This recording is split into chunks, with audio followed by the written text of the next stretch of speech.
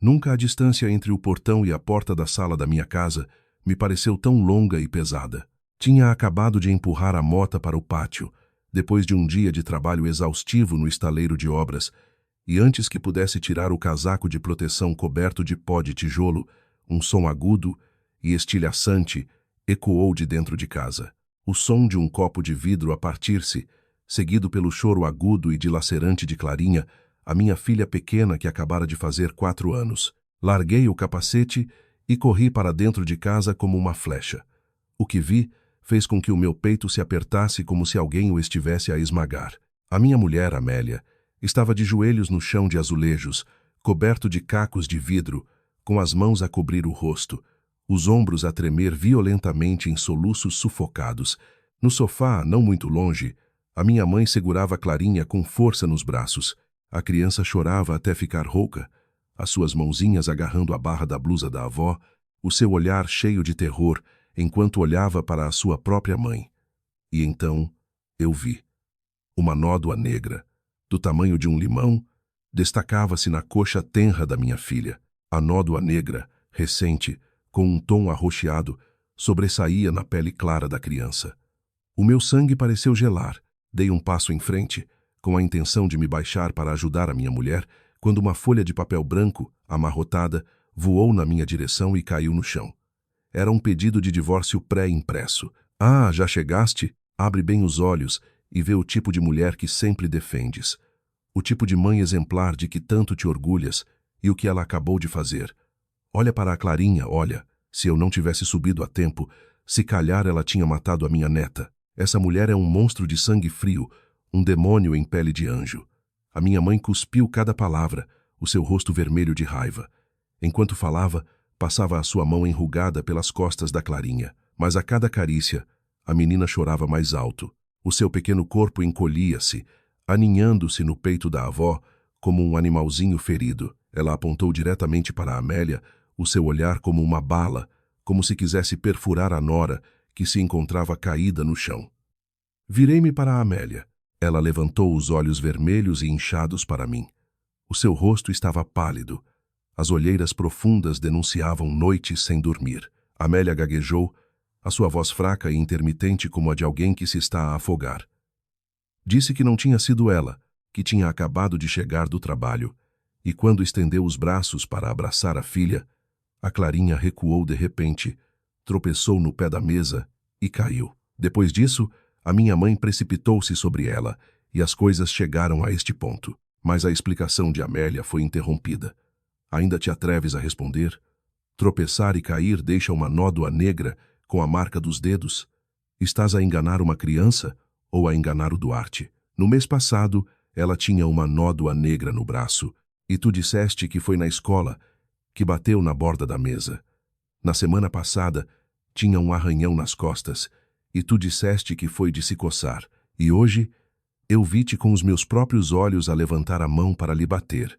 E ainda negas? Se estás deprimida, se estás com a pressão do trabalho, se enlouqueceste, vai para a rua e enlouquece lá fora. Por que é que fazes da minha neta o teu saco de boxe, sua desgraçada? A voz da minha mãe era um guincho agudo que ecoava pela nossa casa estreita. Ela pegou na Clarinha, levantou-se de um salto e recuou alguns passos, como se tivesse medo que a Amélia a fosse atacar. Fiquei paralisado, a minha mente a girar. O que a minha mãe dizia não era infundado. Era verdade que, no último mês, tinham aparecido nódoas negras estranhas no corpo da Clarinha. Umas vezes no braço, outras na coxa, e por vezes na zona das costelas. Sempre que eu perguntava, a Amélia parecia confusa e assustada, aplicava pomada na filha e dizia que provavelmente ela tinha caído a correr na creche. Eu até fui à escola falar com a educadora, mas ela garantiu que a Clarinha era muito bem comportada, que passava o dia a brincar com bonecas num canto da sala e que nunca se envolvia em conflitos. A estranheza não parava por aí. Há um mês, a Clarinha tinha mudado subitamente de atitude em relação à mãe. De uma criança que corria para os braços da mãe quando ela chegava do trabalho, a Clarinha agora evitava a Amélia. Sempre que a Amélia se aproximava, a menina desatava a chorar, escondendo-se atrás da avó. O ponto alto foi há 3 dias, quando a Amélia se aproximou com uma taça de canja para lhe dar de comer. A Clarinha atirou a taça quente ao chão, chorando e gritando: "Vai-te embora, mãe! És uma bruxa! Não gosto de ti!" Naquele momento, a Amélia desmoronou completamente, trancou-se na casa de banho e chorou durante 3 horas seguidas. Começou a duvidar de si mesma. Algumas noites eu acordava e encontrava-a sentada num canto da cama, a cravar as unhas nas palmas das mãos, até sangrar, a murmurar para si mesma: "Querido, achas que eu estou louca? Achas que lhe bati enquanto sonâmbula? Por que é que ela tem tanto medo de mim?" Olhei para o pedido de divórcio aos meus pés. As letras pretas e carregadas pareciam frias e cortantes. "Duarte, apanha esse papel e assina-o agora mesmo. Esta casa não pode abrigar uma nora doente mental que abusa da própria filha. Se tens pena dela, se a toleras, um dia destes vamos ter de ir buscar o corpo da Clarinha. Já falei com um advogado. Ela tem sinais de instabilidade mental. Em tribunal, vais conseguir a custódia dela de certeza. Assina e põe-na fora de casa esta noite." A minha mãe rosnou, atirando uma caneta para o chão, que rolou até a ponta das minhas botas de trabalho. Olhei para a minha mãe e depois para a minha mulher. A Amélia já não chorava audivelmente, apenas soluçava, os seus olhos muito abertos olhavam para mim, cheios de desespero. No seu olhar não havia ressentimento, apenas um medo profundo e um pedido por um pingo de confiança do homem com quem tinha passado a sua juventude. Apanhei o pedido de divórcio. A minha mãe esboçou um sorriso de lado, um sorriso muito tênue que passou pelo seu rosto, mas que eu consegui apanhar.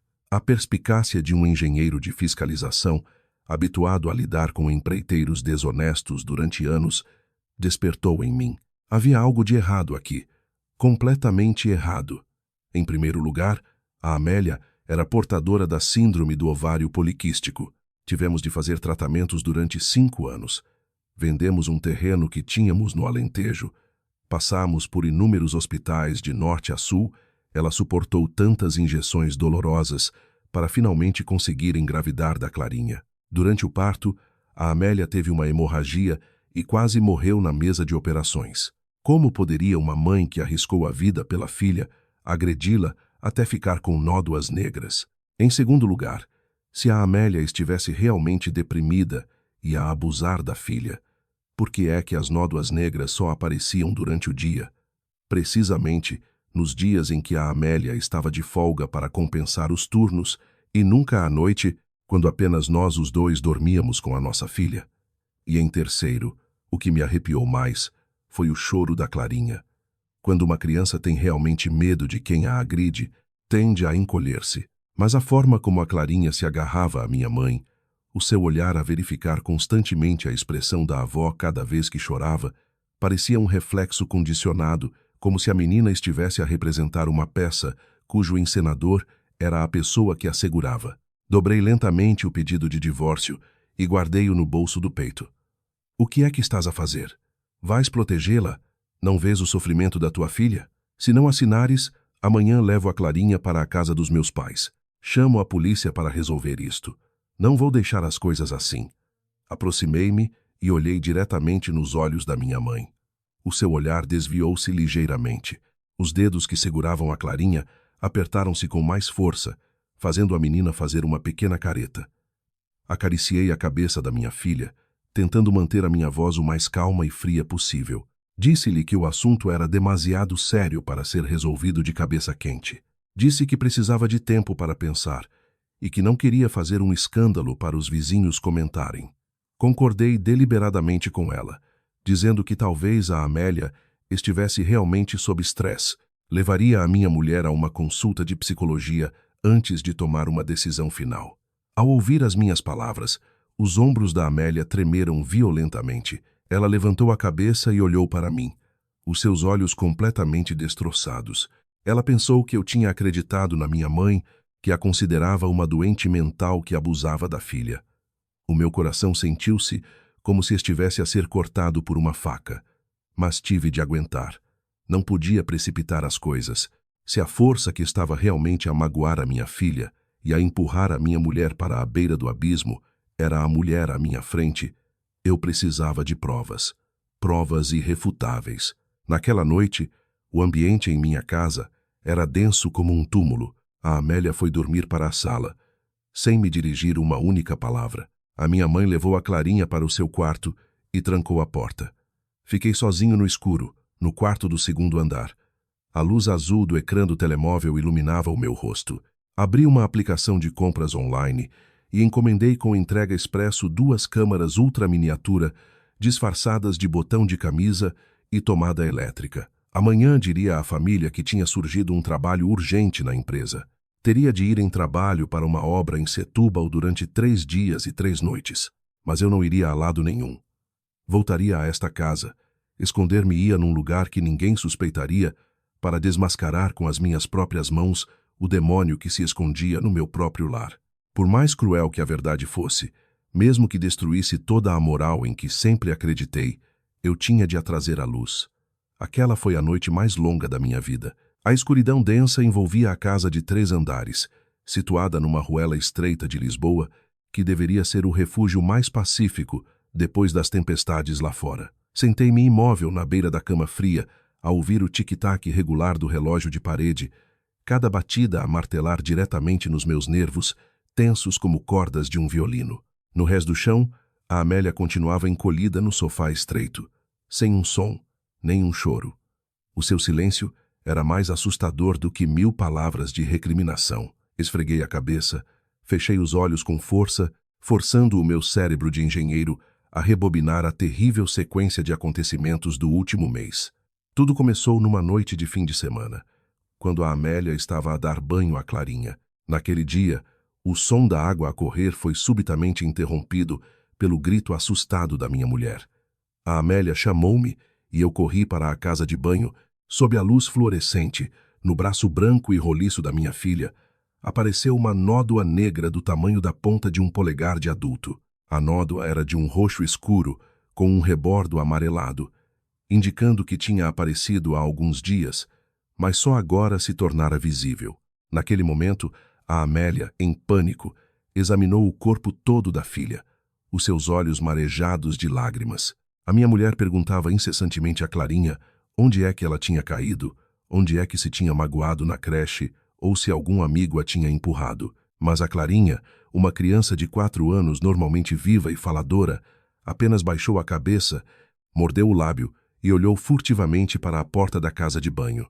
À porta estava a minha mãe, com uma toalha de banho na mão, o seu rosto estranhamente calmo. Na altura, a minha mãe disse com ligeireza que as crianças naquela idade, a correr e a brincar, era normal que se magoassem. Ser mãe e entrar em pânico daquela maneira era um exagero. Naquele momento, também eu aceitei a explicação, pensando que a minha mãe tinha razão. Crianças na creche, como evitar alguns arranhões? Mas eu estava enganado. A minha complacência foi um crime. Menos de uma semana depois, apareceu a segunda nódoa negra, desta vez não no braço, mas uma longa mancha roxa na zona das costelas, do lado esquerdo. Ao contrário da vez anterior, desta vez foi a Amélia que a descobriu enquanto vestia a Clarinha para dormir. A minha mulher ficou quase louca, abraçou a filha e chorou convulsivamente. Na manhã seguinte, a Amélia pediu um dia de folga e arrastou-me à força para a creche para esclarecer as coisas. Exigimos que a educadora nos mostrasse todas as gravações das câmaras de segurança da sala dos últimos 3 dias. Passamos 4 horas sentados na sala da diretora, de olhos colados no ecrã do computador, sem perder um segundo. Mas a Clarinha esteve absolutamente impecável. A menina passou o dia inteiro a brincar com legos num canto da sala, e na hora de ir para o recreio, ficava sempre perto da educadora, sem qualquer contacto físico ou empurrão. A educadora também confirmou que a Clarinha era uma criança tímida e raramente participava em jogos mais agitados. Ao voltarmos para casa depois daquela manhã infrutífera na creche, o cansaço e a confusão começaram a corroer a mente da Amélia. E foi precisamente a partir desse momento que o processo de manipulação psicológica subtil, também conhecido como gaslighting, começou a ser montado de forma sistemática na minha própria casa. A minha mãe começou a sussurrar ao ouvido da Amélia palavras de preocupação cheias de veneno. Lembro-me perfeitamente daquela noite, Enquanto eu estava na sala a ver televisão, a minha mãe trouxe um chá de tilha quente para o quarto da Amélia. A sua voz soava triste, como se estivesse muito preocupada. Disse que ultimamente a Amélia parecia muito pálida. O trabalho de contabilista no final do ano devia ser tão estressante que ela mal comia ou dormia. Depois, baixou a voz e perguntou a Amélia se ela sabia que a Clarinha tinha chorado várias vezes durante a noite. A Amélia, confusa, abanou a cabeça e disse que tinha dormido profundamente por causa do comprimido para dormir que o médico lhe receitara. A minha mãe suspirou e acrescentou uma frase fatal, dizendo que as pessoas sob grande estresse muitas vezes sofrem de sonambulismo. Durante o sono profundo, podem mover os braços e as pernas sem controlo. Contou até uma história de alguém na sua aldeia, uma mãe com depressão que, durante o sono, asfixiou inconscientemente o próprio filho. Essas palavras da minha mãe foram como agulhas envenenadas que se cravaram profundamente no cérebro enfraquecido da Amélia. A minha mulher era uma pessoa que já tinha sofrido imenso, tanto física como mentalmente, na sua jornada para ter um filho. 5 anos de tratamentos para a síndrome do ovário poliquístico. As injeções para estimular a ovulação que deixaram a sua barriga negra e pisada. As punções de óvulos dolorosas ao ponto de desmaiar e a hemorragia que quase lhe tirou a vida na mesa de operações. A Clarinha era a sua vida, a sua luz, tudo o que ela tinha de mais sagrado. E agora estavam a incutir-lhe a ideia de que as suas próprias mãos tinham, inconscientemente, magoado a criança que ela amava mais do que a sua própria vida. A partir daquela noite, a Amélia já não se atrevia a dormir ao lado da filha. A minha mulher estendia um cobertor fino e dormia encolhida no chão, longe da cama onde a Clarinha dormia profundamente. Algumas noites, eu acordava sobressaltado para ir à casa de banho e encontrava-a sentada num canto do quarto, com as mãos na cabeça, os olhos muito abertos a fitar a escuridão. Ela murmurava para si mesma, como uma pessoa que perdeu o juízo. Será que eu lhe fiz mal? Será que sou sonâmbula? Sou uma péssima mãe. Não sou, querido. Eu abraçava a minha mulher, consolando-a, dizendo que ela estava apenas a pensar demais, mas a sombra da dúvida já tinha criado raízes demasiado profundas. E então, o pior aconteceu. As nódoas negras não só continuaram a aparecer, como foram acompanhadas por uma mudança de atitude assustadora por parte da Clarinha. Sempre que a Amélia entrava em casa depois do trabalho, em vez dos gritos de mamãe chegou", a Clarinha encolhia-se, escondia as mãozinhas atrás das costas, o seu olhar cheio de medo. Se a Amélia se aproximava para lhe pegar ao colo, a Clarinha desatava a chorar e a debater-se como se estivesse a enfrentar um demônio. A menina corria diretamente para a minha mãe, abraçando-se com força às suas pernas, a chorar convulsivamente. Nesses momentos, a minha mãe pegava nela ao colo, acariciava-lhe as costas e lançava um olhar cortante à Amélia, repreendendo-a por trazer para casa toda a energia negativa, todo o estresse do escritório e descarregá-lo na criança, perguntando por que é que a menina não havia de ter medo. Essa erosão psicológica continuou, dia após dia, mais cruel e fria do que qualquer chicotada. A minha mulher, de uma pessoa alegre e gentil, transformou-se numa sombra que vagueava pela sua própria casa. Tinha medo de tocar na filha, medo das refeições em família, medo do olhar inquisidor da sogra. Encerrou-se numa concha de inferioridade e culpa, acreditando que era realmente uma ameaça para a Clarinha. Mas esta noite, depois de ver os cacos de vidro e o pedido de divórcio atirado ao chão, a lógica na minha cabeça começou a ligar os pontos. A Amélia nunca tinha mostrado qualquer sinal de violência. Ela nem sequer era capaz de matar um mosquito que pousasse na bochecha da filha. Como poderia uma mulher que lutou tanto pela fertilidade, que chorou rios de lágrimas ao ver a filha picada por um mosquito, ser capaz de a agredir com tanta crueldade ao ponto de deixar nódoas negras na sua coxa? E por que é que todos estes incidentes só eclodiram de forma tão violenta quando a minha mãe semeou subtilmente a dúvida? Por que é que o pedido de divórcio estava pronto, impresso e atirado no momento em que a minha mulher estava mais fraca e destroçada? Apertei as mãos com força, as unhas cravando-se nas palmas até sangrar. Quem estava a magoar a minha filha? Quem estava a manipular psicologicamente a minha mulher? Não era outra senão a mulher que me deu à luz. Esta verdade era demasiado cruel. Ia contra toda a moralidade, mas era a única verdade que podia explicar tudo.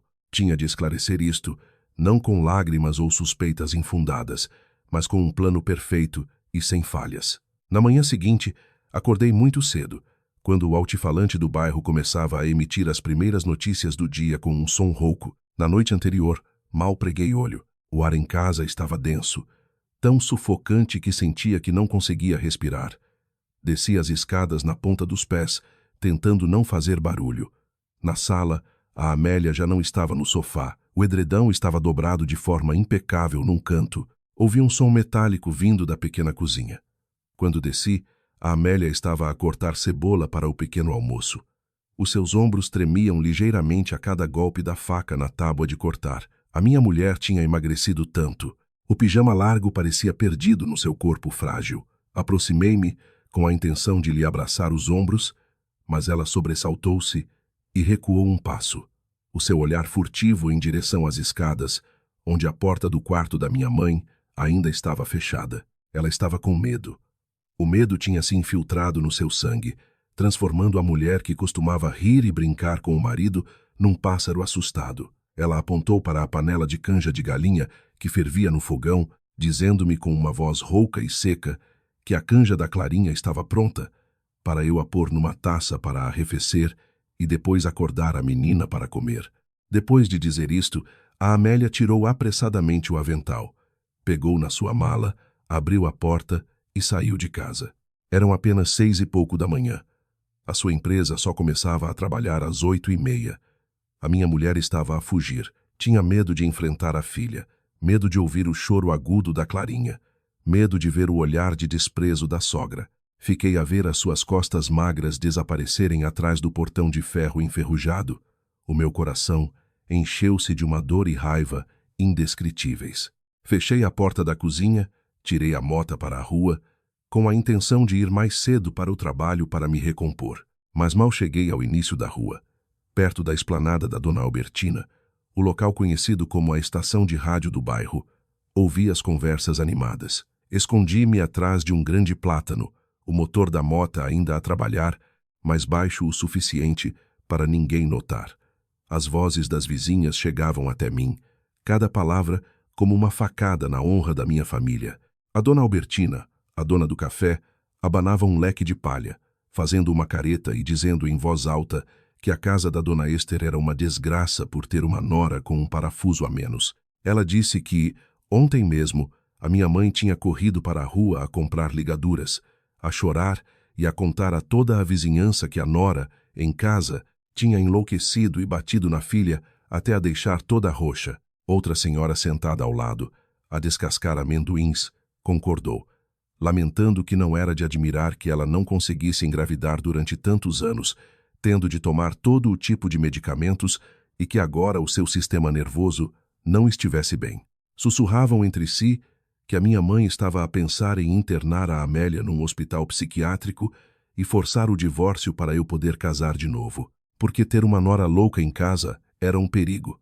Um dia destes, ela podia pegar numa faca e matar a família toda.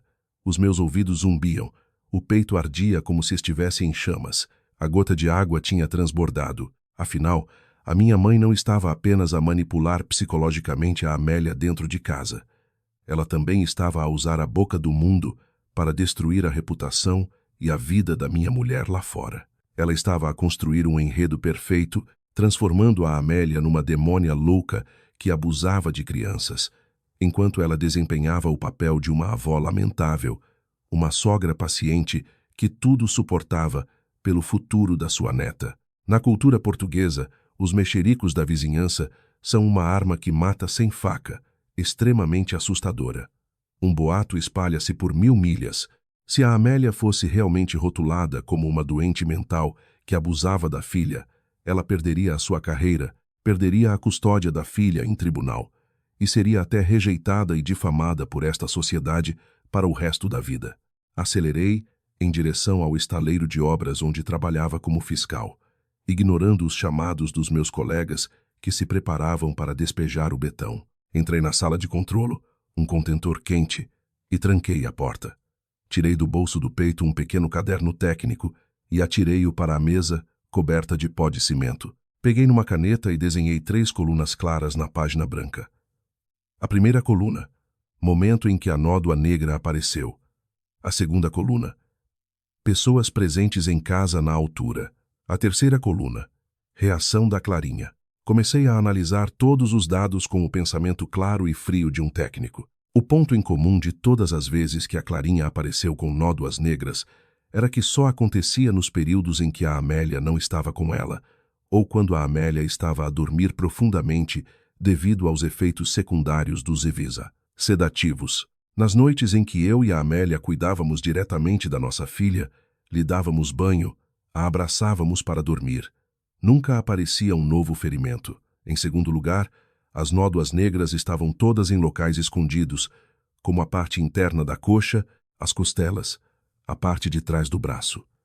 Lugares que, a um olhar rápido, não se veem, mas que, ao tirar a roupa para tomar banho ou vestir o pijama, saltam imediatamente à vista. Isto era claramente um cálculo sofisticado, não o resultado de agressões descontroladas. Era um abuso intencional, com o objetivo de culpar e semear a dúvida, e a maior pista foi desvendada na própria reação psicológica da Clarinha. Uma criança de 4 anos que é abusada, por instinto de sobrevivência, encolher-se, evitará e entrará em pânico ao ver o seu agressor. Se a Amélia fosse realmente a agressora, a Clarinha nunca se atreveria a atirar a taça da canja ou a gritar na cara da mãe que ela era uma bruxa. Porque uma criança abusada tem sempre a mentalidade de querer agradar ao agressor para não ser agredida novamente. Pelo contrário, a Clarinha ousava desafiar a Amélia, mas encolhia-se, obedecia cegamente e agarrava-se à minha mãe, o seu olhar a sondar constantemente a expressão da avó. A menina estava a ser controlada por ameaças, forçada a desempenhar o papel de vítima da sua própria mãe e transformada num instrumento da conspiração cruel da sua própria avó. A caneta na minha mão pressionou o papel com tanta força que o rasgou. Lembrei-me dos meus anos de juventude. A minha mãe enviuvou cedo. Sozinha, criou-me a mim e ao meu irmão. Mas por trás desse sacrifício, ela sofria de um narcisismo e de uma necessidade de controlo extremos. Quando o meu irmão mais velho se casou, ela também usou todos os tipos de truques para criticar, criar discórdia, inventar que a minha cunhada era promíscua e ladra. No final, forçou o meu irmão a divorciar-se após apenas 1 ano de casamento. Depois desse choque, o meu irmão mudou-se para o sul de França para trabalhar e durante muitos anos não quis saber da família. Agora, o mesmo cenário repetia-se com a minha pequena família, mas as suas táticas tinham evoluído para um nível muito mais cruel e desumano. Ela estava a usar o seu próprio sangue, a sua neta inocente, como a arma mais afiada para esfaquear o coração da sua nora. Dobrei o caderno e meti-o no bolso das calças. A dor, a desilusão, o conflito entre o dever filial para com a minha mãe e o dever para com a minha mulher ferviam no meu peito. Mas eu sabia que não tinha o direito de ceder. Eu sou o pai da Clarinha, o marido da Amélia. A minha filha continuaria a sofrer mais nódoas negras. A sua infância seria destruída para sempre pela distorção psicológica. E a minha mulher, ela seria levada ao ponto de se suicidar ou de enlouquecer de verdade. Eu não ia fazer um escândalo. Não podia desmascarar a minha mãe sem provas concretas, porque ela facilmente far-se-ia de vítima, usaria o dever filial para me pressionar e usaria a boca do mundo para encobrir todos os seus crimes. Ela precisava de uma prova que, mesmo que tivesse 10 bocas, não pudesse negar. Levantei o telemóvel e liguei para o chefe da obra, pedindo 3 dias de licença inesperada por motivos de saúde. Depois, liguei para a empresa de entregas expresso, pedindo que entregassem imediatamente o conjunto de câmaras disfarçadas que tinha encomendado na noite anterior diretamente no portão do estaleiro. Iria traçar um plano para expor a verdade, um plano que teria de ser pago com a dor extrema de rasgar com as minhas próprias mãos o véu de uma família supostamente feliz. Às 8 da noite, entrei em casa. O jantar estava posto na velha mesa de madeira de carvalho. Um silêncio gélido pairava. A Amélia sentou-se em silêncio a servir o arroz, os olhos baixos, sem se atrever a olhar para ninguém. Apenas o som seco dos talheres a baterem nos pratos. A Clarinha estava sentada ao colo da avó. A menina não queria comer a canja e, de vez em quando, lançava um olhar furtivo para a mãe antes de esconder a cabeça no peito da avó. A minha mãe, enquanto soprava cada colher de canja para dar à neta, soltava longos suspiros, cheios de resignação. Puxei uma cadeira e sentei-me. Peguei no prato de arroz, mas não me servi. Forcei uma expressão de cansaço, desespero e a maior derrota possível. Esperei que a Amélia comesse apressadamente alguns bocados e pedisse licença para se retirar para o quarto. Só então a minha mãe pousou a taça da canja, deu umas palmadinhas nas costas da Clarinha e virou-se para mim, o seu olhar afiado como uma faca. Decide o que vais fazer. Eu já não aguento mais. Esta manhã, quando levei a Clarinha à creche, a educadora perguntou-me por que é que a coxa dela estava tão roxa. Fiquei com tanta vergonha que não sabia onde me meter. Tive de mentir e dizer que ela caiu das escadas. Vais esperar até que a escola chame a polícia para nos levar a ambos para a esquadra, por encobrirmos uma agressora de crianças, para abrires os olhos? O pedido de divórcio que te dei ontem, já assinaste? A minha mãe apoiou as mãos na mesa, a sua voz tensa, cada palavra a silvar por entre os dentes. Olhou para mim com um olhar de autoridade absoluta, o poder de uma mãe habituada a manipular os filhos durante décadas. Pousei os talheres, esfreguei a cabeça, representando na perfeição o papel de um homem fraco numa encruzilhada, completamente derrotado pelas palavras da mãe.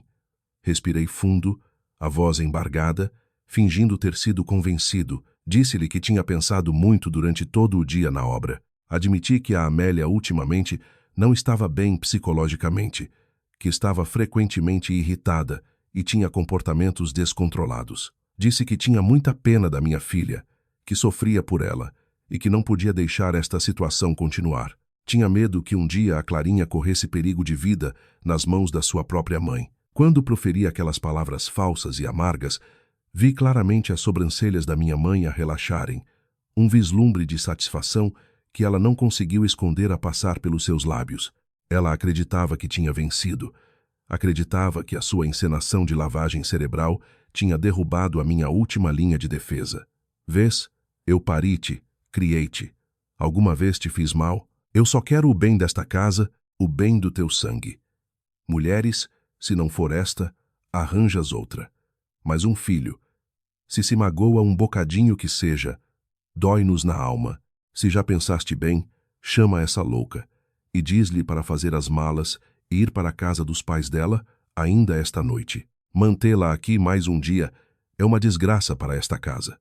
A minha mãe bateu com força na mesa, a sua voz exultante misturada com uma urgência autoritária. Ela queria arrancar a erva daninha pela raiz imediatamente, sem permitir qualquer adiamento. Mas eu já tinha o meu guião preparado. Abanei a cabeça, fingindo seriedade e cálculo.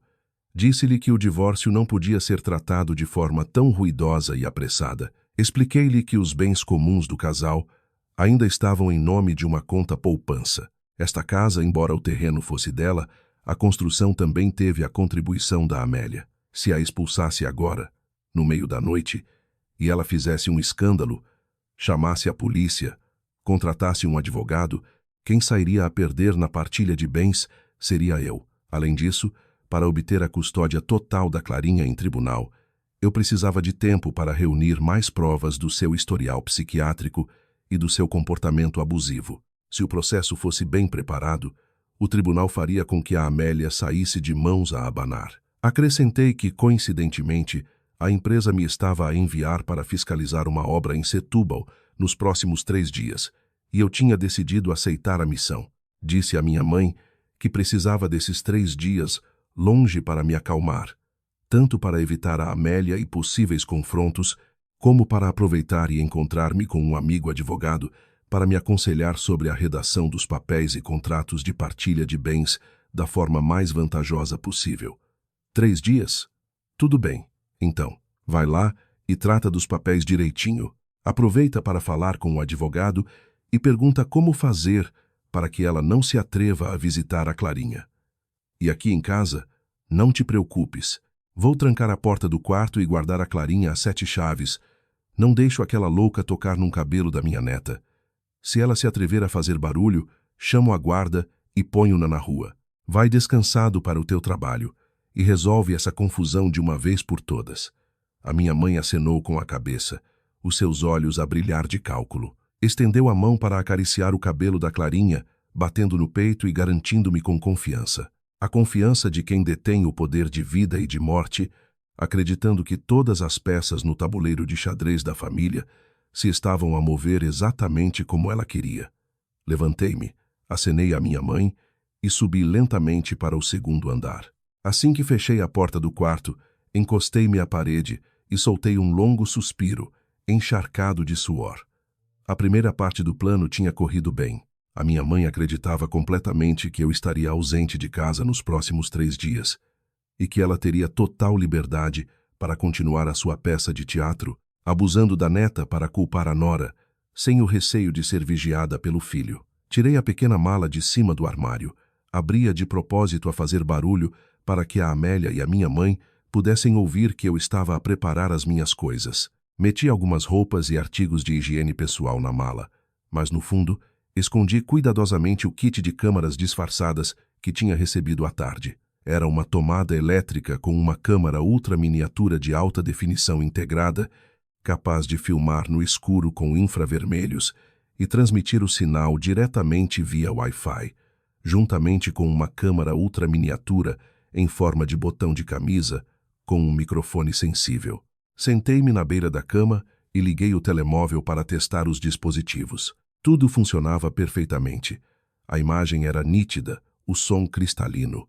O meu plano era claro. De manhã, sairia de casa com a mala. Despedir-me-ia da minha mãe e da minha mulher, desempenhando o papel de um marido em fuga para uma viagem de trabalho. Deixaria a mota num parque de estacionamento a 2 quilômetros de casa. Depois voltaria a pé pela porta traseira do beco, que dava acesso à cozinha da nossa casa. Era um pequeno beco para o lixo. Só eu tinha a chave dessa porta e a minha mãe nunca reparava nessa passagem. Entraria em casa por volta das 9 da manhã, quando a Amélia já tivesse saído para trabalhar. A minha mãe costumava levar a Clarinha para a rua para tomar o pequeno almoço e conversar com as vizinhas. Aqueles 30 minutos seriam suficientes para eu entrar, subir ao segundo andar e meter-me dentro do enorme roupeiro embutido no quarto da minha mãe. O roupeiro era de madeira de limoeiro e ia até ao teto, dividido em vários compartimentos grandes. Havia um compartimento para pendurar casacos de inverno, muito fundo e largo, suficiente para um homem adulto se sentar encolhido lá dentro. A dobradiça da porta estava um pouco solta, criando uma pequena fresta do tamanho de meio dedo. Uma excelente perspectiva para observar toda a cama e o espaço no meio do quarto. Eu sabia que as piores coisas, toda a tortura psicológica e física contra a minha filha, aconteciam naquele quarto, durante as tardes silenciosas, quando ela fechava a porta com a desculpa de pôr a neta a dormir a sesta. Olhei para a Amélia. A minha mulher estava deitada de lado, no colchão fino estendido no chão, encolhida como uma crisálida. A sua respiração era regular, mas as suas sobrancelhas ainda estavam franzidas de dor. Aproximei-me e, com cuidado, ajeitei o cobertor fino sobre os seus ombros magros. Prometi a mim mesmo, em silêncio, que esta seria a última noite em que ela sofreria injustiça e tormento nesta casa. Amanhã, o véu da noite do crime seria rasgado e eu faria com que o demônio se revelasse à luz, mesmo que essa pessoa fosse quem me deu a luz. Na manhã seguinte, o ambiente em minha casa continuava pesado e sombrio, como um funeral sem fim. Desde o romper da aurora, ouvi os passos pesados da Amélia na cozinha. Ela não preparou o pequeno almoço como de costume. Apenas aqueceu a canja de galinha de ontem e saiu de casa com a sua mala, quando o céu ainda mal clareava. A Amélia saiu como se estivesse a fugir, a sua figura magra e cambaleante a projetar uma longa sombra na rua coberta de musgo. Eu estava na varanda do segundo andar, a olhar para baixo, com o coração apertado. A minha mulher estava a ser encurralada, esgotada até a última gota de vitalidade por esta mesma casa.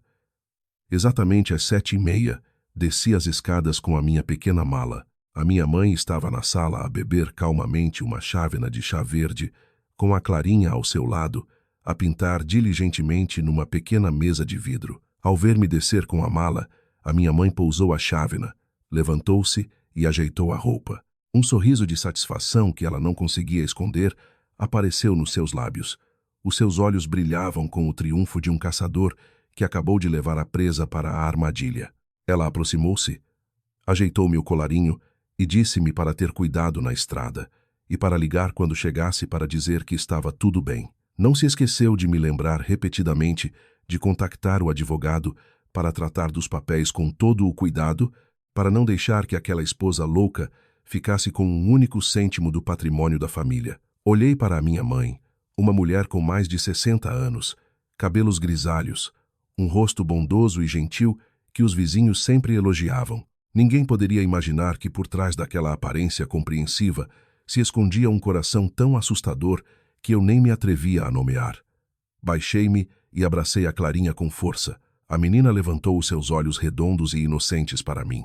O cheiro doce de leite e pó de talco infantil encheu-me de uma dor que quase me fez chorar. Beijei-lhe a testa e sussurrei-lhe para se portar bem em casa, que o pai ia por uns dias, mas voltava. A Clarinha acenou com a cabeça, mas o seu olhar desviou-se inconscientemente para a avó. Os seus pequenos ombros encolheram-se ligeiramente, um reflexo de medo já profundamente enraizado. Virei-me e saí de casa. Liguei a scooter e fui direto para a estrada principal. O vento frio batia-me no rosto, levando consigo os meus pensamentos fragmentados. Dei voltas por 3 ruas, entrando propositadamente nas mais movimentadas durante a hora de ponta da manhã para despistar qualquer olhar curioso. Embora soubesse que ninguém se daria ao trabalho de me seguir, entrei no parque de estacionamento subterrâneo de um grande hospital a mais de 2 quilômetros de casa. Deixei lá a mota e chamei um táxi.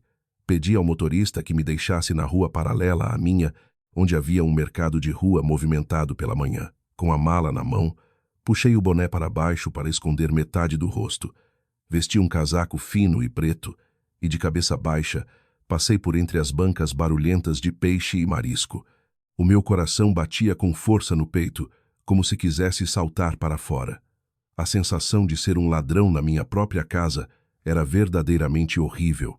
O suor escorria-me pelas têmporas, colando-se ao cabelo. Entrei no beco estreito e sujo atrás do bairro, usado apenas pelos caminhões do lixo. As paredes estavam cobertas de musgo e um cheiro a umidade pairava no ar.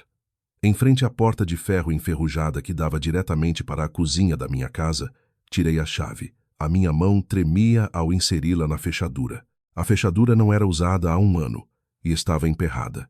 Tive de usar toda a minha força, prender a respiração e rodar com força.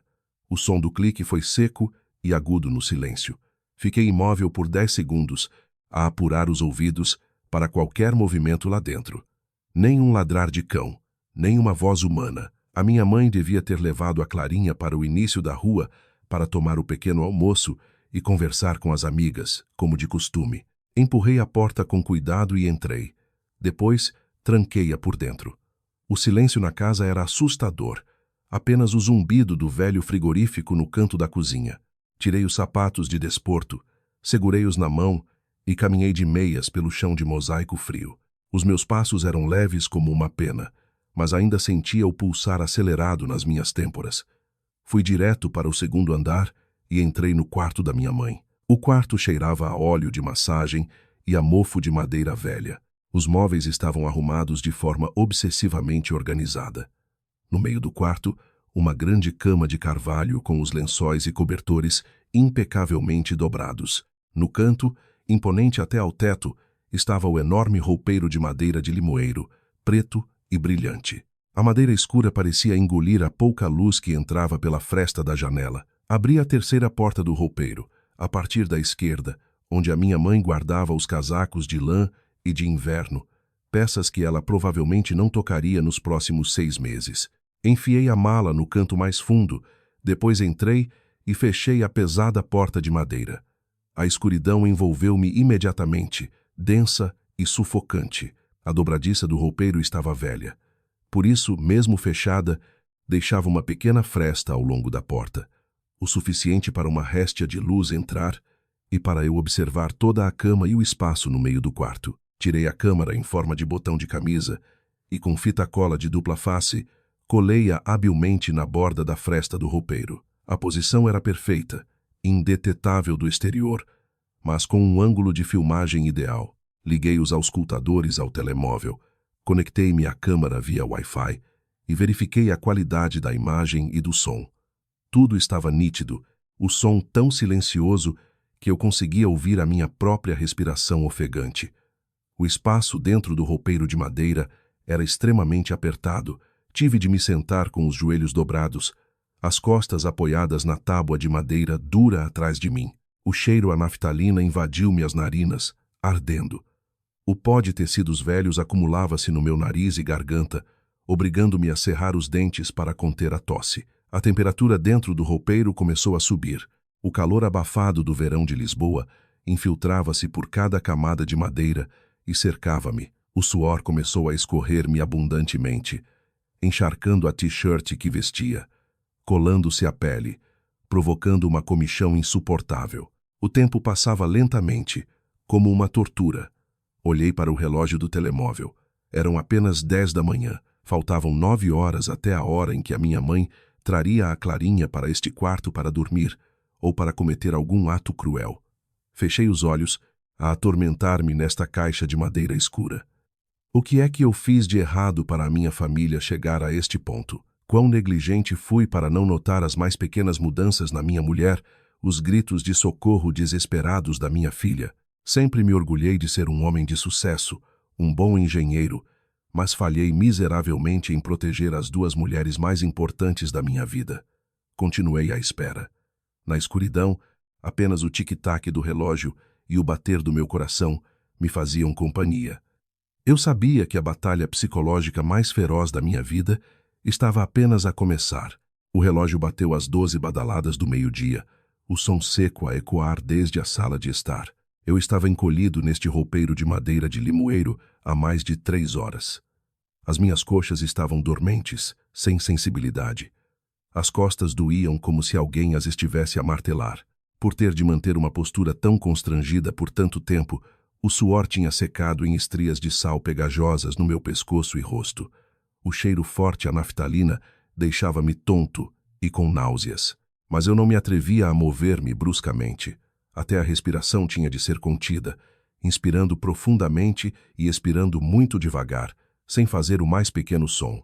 Pela fresta da porta do roupeiro, via os raios de sol ofuscantes do meio-dia a atravessarem as cortinas, projetando manchas de luz no lençol branco imaculado. O silêncio era tal que eu conseguia ouvir claramente o som distante de um vendedor de sucata no início da rua, o ruído de uma mota a passar e o zumbido da velha ventoinha de teto. Tudo fora do roupeiro continuava o seu curso normal, mas aqui dentro, o tempo parecia ter congelado, solidificado num nó de ressentimento que me pesava no peito. De repente, o som da fechadura da porta principal a ser aberta no rés do chão ecoou. As veias nas minhas têmporas pulsaram. Prendi a respiração, colei os olhos à fresta, as mãos a apertarem as calças. O som de passos a subirem as escadas, acompanhado pela voz queixosa e familiar da minha mãe e pelos soluços da Clarinha. A porta do quarto foi empurrada com força. A minha mãe entrou, com um saco de plástico com uma caixa de comida numa mão e a arrastar a Clarinha com a outra. Assim que passou a soleira, ela pontapeou a porta para a fechar, trancando-a por dentro com um clique seco. No instante em que a porta se fechou, a atmosfera à volta da minha mãe mudou de uma forma arrepiante. Já não era a avó gentil e carinhosa que acariciava a neta em público de manhã. O seu rosto estava frio e duro, os olhos semicerrados brilhavam com irritação. Ela empurrou a Clarinha com força, fazendo com que a menina cambaleasse e quase batesse com a cabeça na beira da cama. A Clarinha, assustada, encolheu-se e recuou, as mãos a protegerem o pequeno gancho no cabelo, os olhos cheios de lágrimas a fitarem a avó, a boca pequena firmemente fechada, sem se atrever a emitir um único choro. O seu pequeno corpo tremia como uma folha numa tempestade. A minha mãe atirou a caixa de comida para cima da cômoda, arregaçou as mangas e dirigiu-se ao pequeno armário no canto do quarto. Abriu uma gaveta, remexeu por um momento e tirou de lá uma régua de madeira de limoeiro do tipo grosso e pesado que eu usava para desenhar projetos. O som da régua a bater na sua mão, no silêncio, era arrepiante. Ela bateu com a régua na palma da mão algumas vezes para testar o peso e depois virou-se lentamente para a Clarinha. O seu olhar não tinha qualquer vestígio de calor ou afeto familiar. Era frio, sem alma e calculista. Ao ver a régua na mão da avó, a Clarinha recuou ainda mais para o canto da parede, as mãos juntas à frente do peito, os lábios a balbuciarem palavras ininteligíveis. A sua postura encolhida e aterrorizada, a de uma criança que sofreu abuso psicológico e físico por um longo período, estava ali, evidente diante dos meus olhos. Dentro do roupeiro, cerrei os dentes com tanta força que senti o gosto metálico do sangue a sair das minhas gengivas. As minhas mãos fecharam-se em punhos, as unhas a cravarem-se nas palmas. O meu corpo inteiro estava tenso como uma corda prestes a arrebentar. Queria dar um pontapé na porta do roupeiro naquele mesmo instante, correr, partir aquela régua de madeira, abraçar a minha filha e rugir de fúria, mas a parte racional que restava de um engenheiro gritava na minha cabeça. Ainda não. Deixa a Câmara gravar tudo. Deixa-a revelar o seu verdadeiro propósito.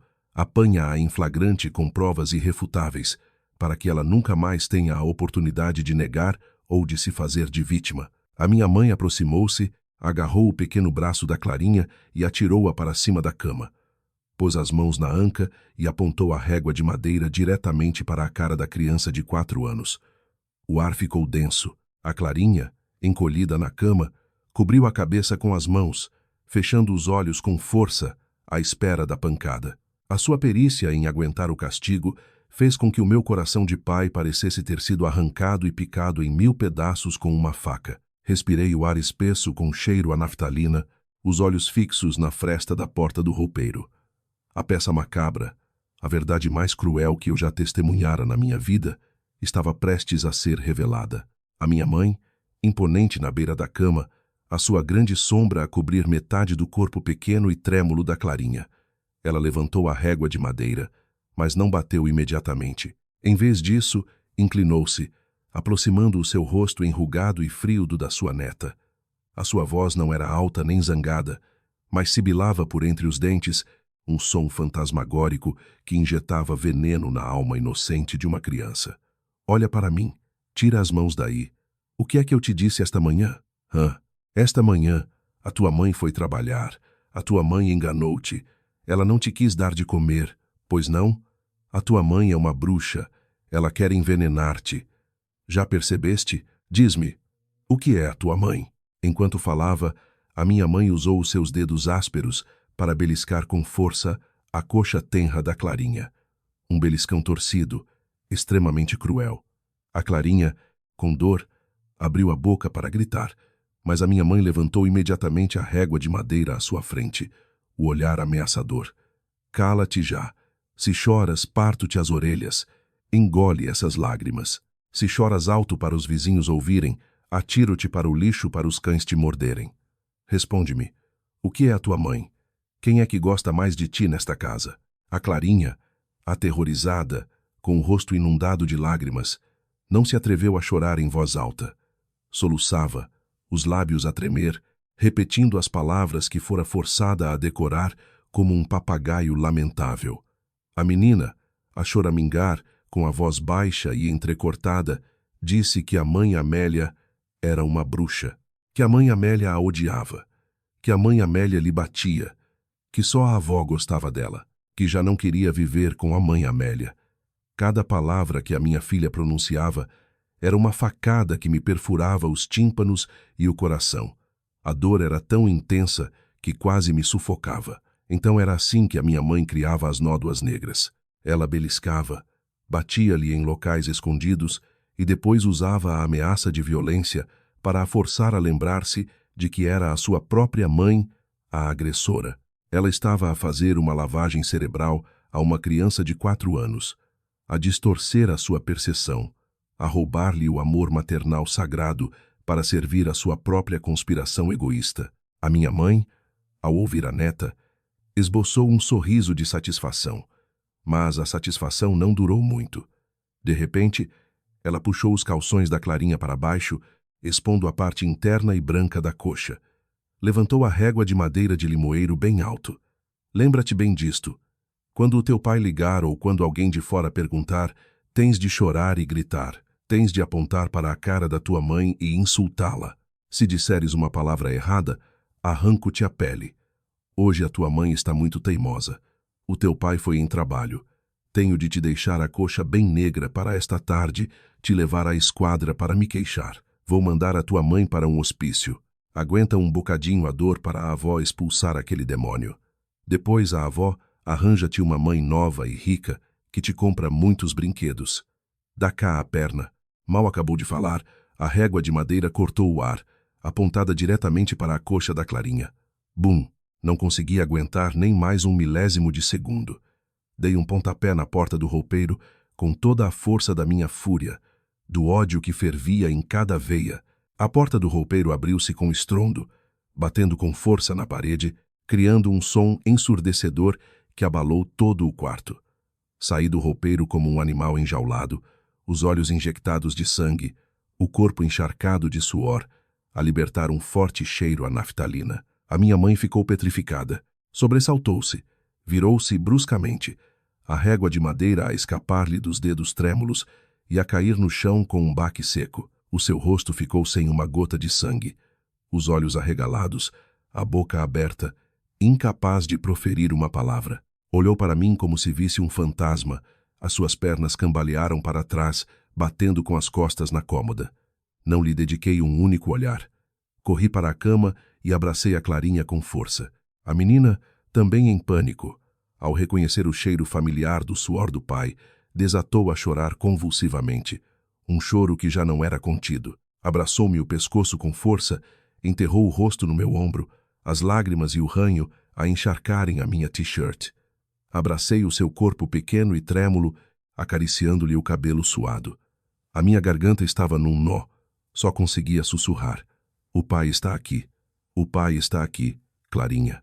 O pai voltou para ti. Ninguém te vai fazer mal nunca mais. Esperei que a Clarinha se acalmasse um pouco, depois sentei-a lentamente na cama, cobri-a com uma almofada e virei-me, de pé, para enfrentar a mulher que me deu à luz. A minha mãe, nesse momento, recuperara um pouco a consciência. Agarrou-se com força à borda da cômoda, os lábios a tremer, tentando forçar um sorriso falso e nauseante. Duarte, Duarte, por que é que estás aqui? Disseste que ias para Setúbal em trabalho. O que estavas a fazer escondido no roupeiro? Oh, meu Deus, assustaste-me de morte. A menina estava a ser malcriada, a fazer uma birra. A mãe só a estava a assustar um bocadinho. Para que é que te atiraste para aqui como um ladrão? Olhei para ela, um olhar frio e de desprezo vindo do fundo da minha alma. As suas desculpas esfarrapadas e baratas só me davam mais nojo. Tirei a câmara em forma de botão da fresta da porta do roupeiro e mostrei-lhe. O pequeno LED vermelho ainda piscava, indicando que tudo tinha sido gravado, sem falhar um único detalhe. Rosnei cada palavra, a minha voz profunda, dura como pedra, sem qualquer vestígio de respeito ou condescendência. Perguntei-lhe se assustar a neta significava beliscar-lhe a coxa até ficar em carne viva, fazer-lhe uma lavagem cerebral para chamar a própria mãe de bruxa e encenar uma peça desprezível para internar a minha mulher num hospício. Disse-lhe que todas as imagens, todos os sons, cada franzir de sobrolho, cada palavra venenosa que ela proferiu nos últimos 15 minutos tinham sido gravados na íntegra e estavam armazenados na nuvem onde ninguém os poderia apagar. Ao ouvir que a câmara tinha gravado tudo, as pernas e os braços da minha mãe fraquejaram. Ela caiu de joelhos no chão, cobrindo o rosto com as mãos e começando a chorar e a lamentar-se. Gritava, batia no peito, tentando usar o seu truque psicológico de mãe para me fazer recuar. Meu Deus, que filho ingrato! Armaste uma cilada à tua própria mãe? Trouxeste essas máquinas do diabo para espiares a tua mãe? Fiz isto por quem, hã? Por ti, porque te amo.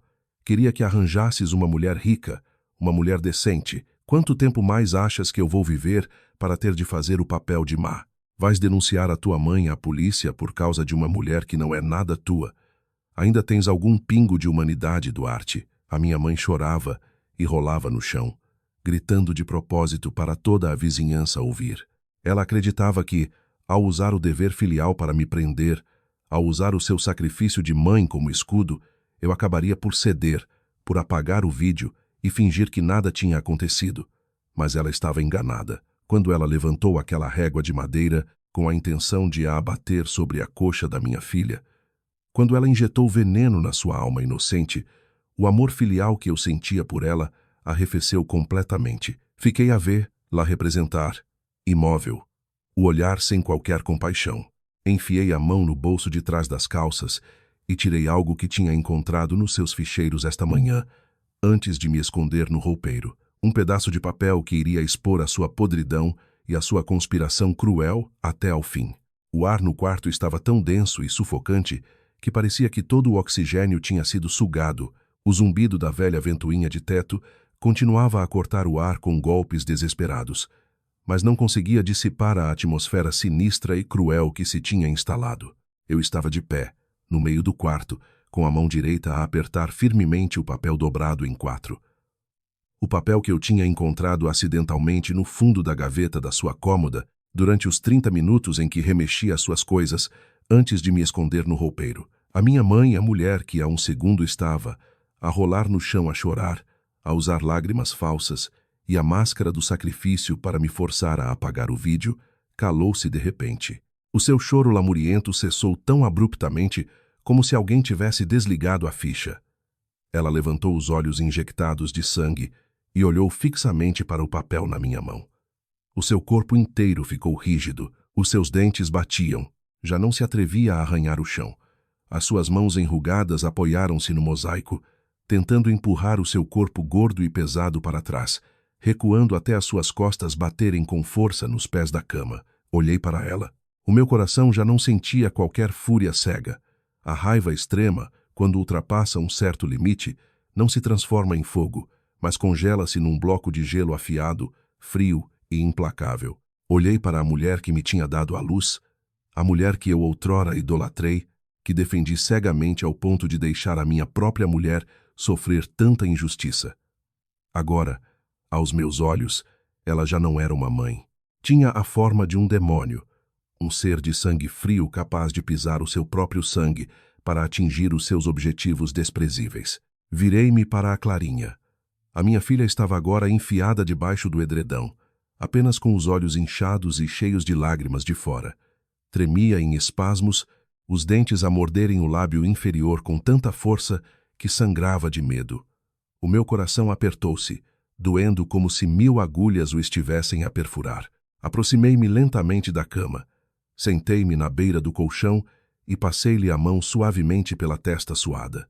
Sussurrei-lhe, com a voz mais gentil que um pai conseguia produzir naquele momento. Pedi a Clarinha para fechar os olhos e tapar os ouvidos com força. Prometi que não deixaria ninguém, nem demônios nem deuses, tocar num único cabelo seu. A Clarinha obedeceu-me.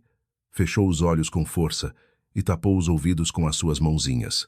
Quando tive a certeza de que a minha filha já não teria de ouvir os sons imundos que se seguiriam, levantei-me lentamente e virei-me para a minha mãe. Aproximei-me dela passo a passo. Cada passo que eu dava no chão parecia carregar o peso de todo o ressentimento que eu tinha reprimido durante tantos dias. Ao ver-me aproximar, a minha mãe entrou em pânico. Os seus olhos moviam-se freneticamente. O seu rosto contorcia-se. Os músculos das suas bochechas tremiam. Tentou abrir a boca para dizer alguma coisa, mas a sua garganta parecia bloqueada, emitindo apenas sons secos e engasgados. Parei a menos de meio metro dela. Olhando de cima, vi claramente a baixeza estampada em cada traço do rosto da mulher que sempre se considerou a autoridade suprema nesta família. Falei. A minha voz era grave, sem qualquer ondulação, mas cada palavra que eu pronunciava era como um martelo a despedaçar a máscara de falsa moralidade que ela tinha construído com tanto esforço. Perguntei-lhe qual era a sensação de um adulto, alguém que se diz avó, usar a sua força para oprimir, abusar e semear o terror na mente de uma criança de 4 anos.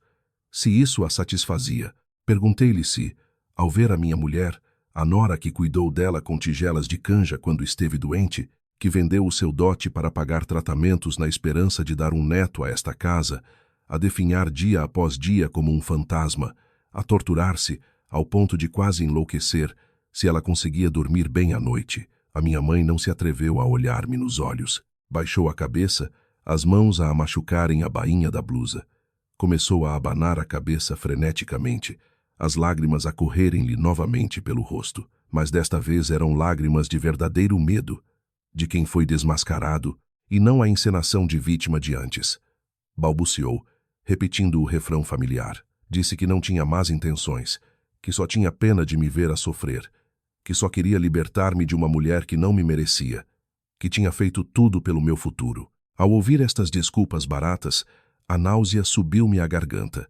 A fúria voltou a ferver, quebrando a camada de gelo. Gritei. O rugido de um animal encurralado, apontei-lhe o dedo diretamente à cara e gritei. Nunca mais use as palavras amor de mãe ou pelo teu bem como desculpa para a tua crueldade. Deixa-me dizer-te, uma mãe de verdade nunca ensinaria a sua neta a chamar a própria mãe de bruxa. Uma mãe de verdade nunca teria a crueldade de beliscar a coxa de uma criança para forjar provas falsas. E uma mãe de verdade nunca ficaria nas sombras a sorrir de satisfação ao ver a família do seu filho a desmoronar-se. A minha mãe encolheu-se com o meu grito, levou as mãos à cabeça, tentando esconder o rosto pálido. O silêncio tomou conta do quarto, pesado e sufocante. A minha fúria tinha sido libertada, mas não me trouxe alívio. Apenas um vazio, uma ferida profunda que nunca poderia ser curada na relação entre mim e a mulher que me deu à luz. Olhei para ela e senti-me um completo estranho. E sabia que esta peça ainda não tinha chegado ao fim, porque a verdade mais suja ainda estava na palma da minha mão. Depois da minha fúria ter caído como um furacão, a minha mãe pareceu perceber que a sua tática de se fazer de vítima e usar as lágrimas para manipular as minhas emoções tinha falhado completamente. A natureza dos narcisistas é que, quando são encurralados e não podem escapar da sua culpa, passam a contra-atacar, usando as desculpas mais descaradas para justificar as suas ações. E a minha mãe não era a exceção. Ela baixou as mãos da cabeça e apoiou-as no chão para se levantar. Os seus joelhos estalaram. A aparência frágil e desajeitada de há pouco foi subitamente substituída por uma arrogância desafiadora. Ajeitou a roupa, afastou os cabelos grisalhos da testa, ergueu a cabeça e os seus olhos estreitos lançaram-me um olhar cortante e desafiador. Começou a gritar, a sua voz estridente e azeda quebrando o silêncio. Apontou-me o dedo e começou uma torrente de argumentos que ela considerava justos. Gritou que eu era um homem cego, enfeitiçado pela minha mulher e que por isso defendia uma mulher estéril, desajeitada e inútil. Trouxe à tona o passado para me criticar. Disse que, antigamente, me tinha proibido de casar com a Amélia, porque achava que ela tinha um ar vulgar e uma família pobre, mas que eu insisti. Relembrou-me os anos em que nós os dois andámos de um lado para o outro a fazer tratamentos de fertilidade, e de quanta vergonha ela teve de suportar perante a família e os vizinhos. As pessoas riam-se dela por ter uma nora que não lhe podia dar netos. Ela teve de aguentar tudo por amor a mim. Chegou mesmo a declarar descaradamente que os seus atos de beliscar a Clarinha eram apenas um método de disciplina um pouco mais severo. Afinal, ela era a avó, e que mal havia em dar umas palmadas na neta. Que crime era esse? Defendeu que o plano para culpar a Amélia era um arranjo perfeito, uma oportunidade caída do céu para eu me poder divorciar honrosamente, expulsar a nora de casa, sem ter de lhe dar um cêntimo do patrimônio e ainda ficar com a custódia da filha. Bateu no peito, proclamando que estava a abrir-me o caminho, a fazer todo o trabalho sujo para proteger os bens da família e para me encontrar um novo casamento mais adequado.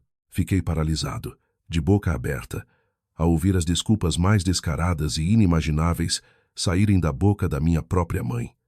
Cada palavra dela era como uma adaga envenenada, não só a apunhalar a minha mulher, mas também a destruir a minha própria dignidade e a moralidade mais básica. Sorri amargamente, um sorriso de dor e desprezo. Perguntei-lhe, com uma voz fria como gelo: dizes que me amas, que proteges os meus bens.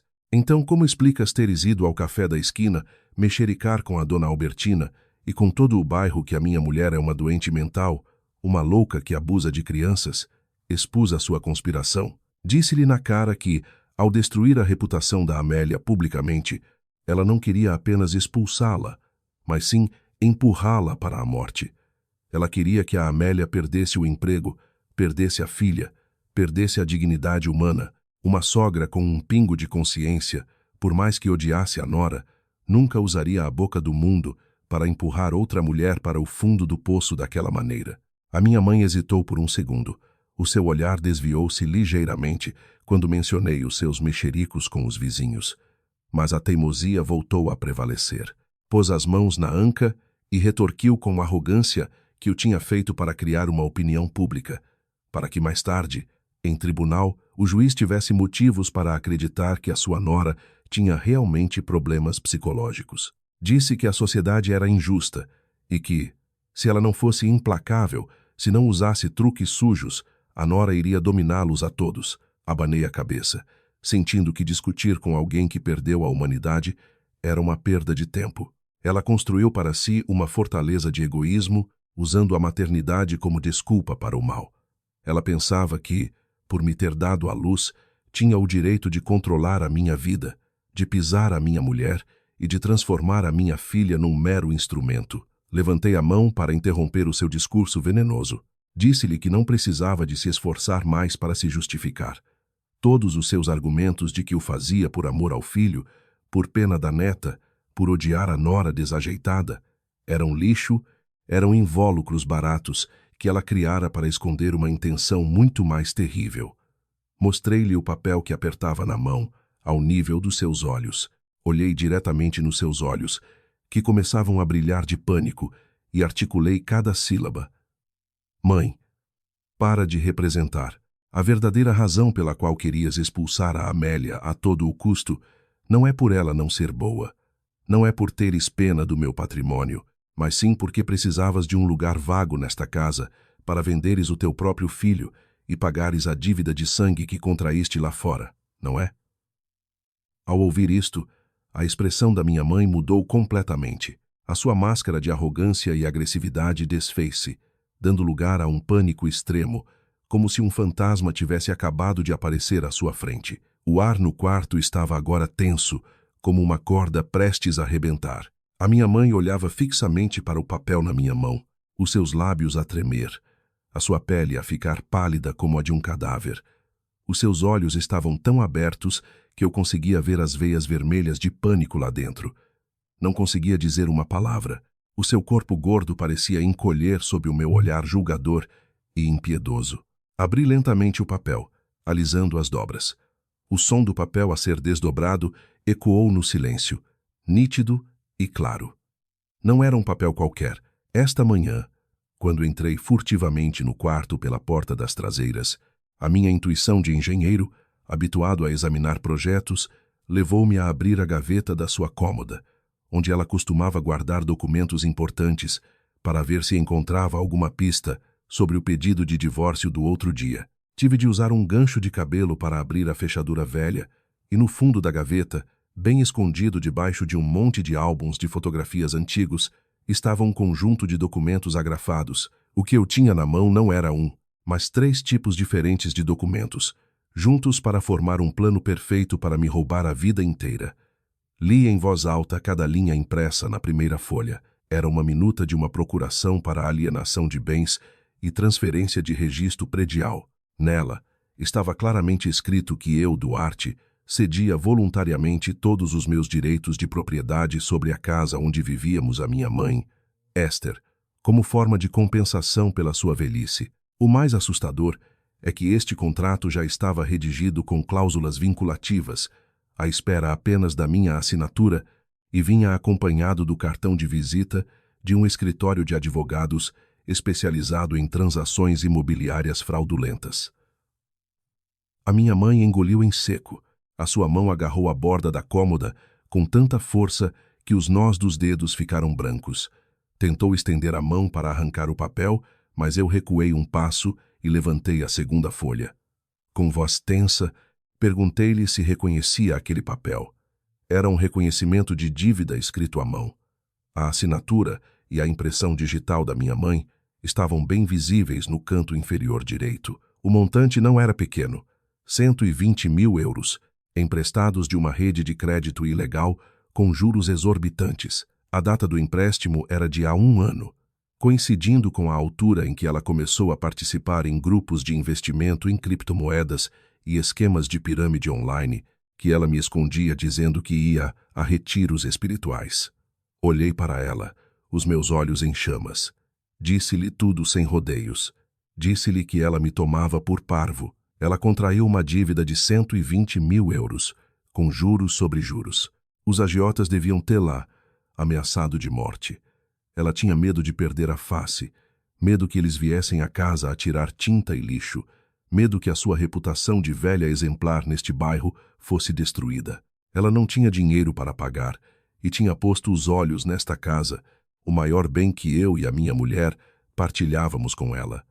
Mas, como a escritura estava em meu nome e no dela, para vender ou hipotecar precisava do meu consentimento.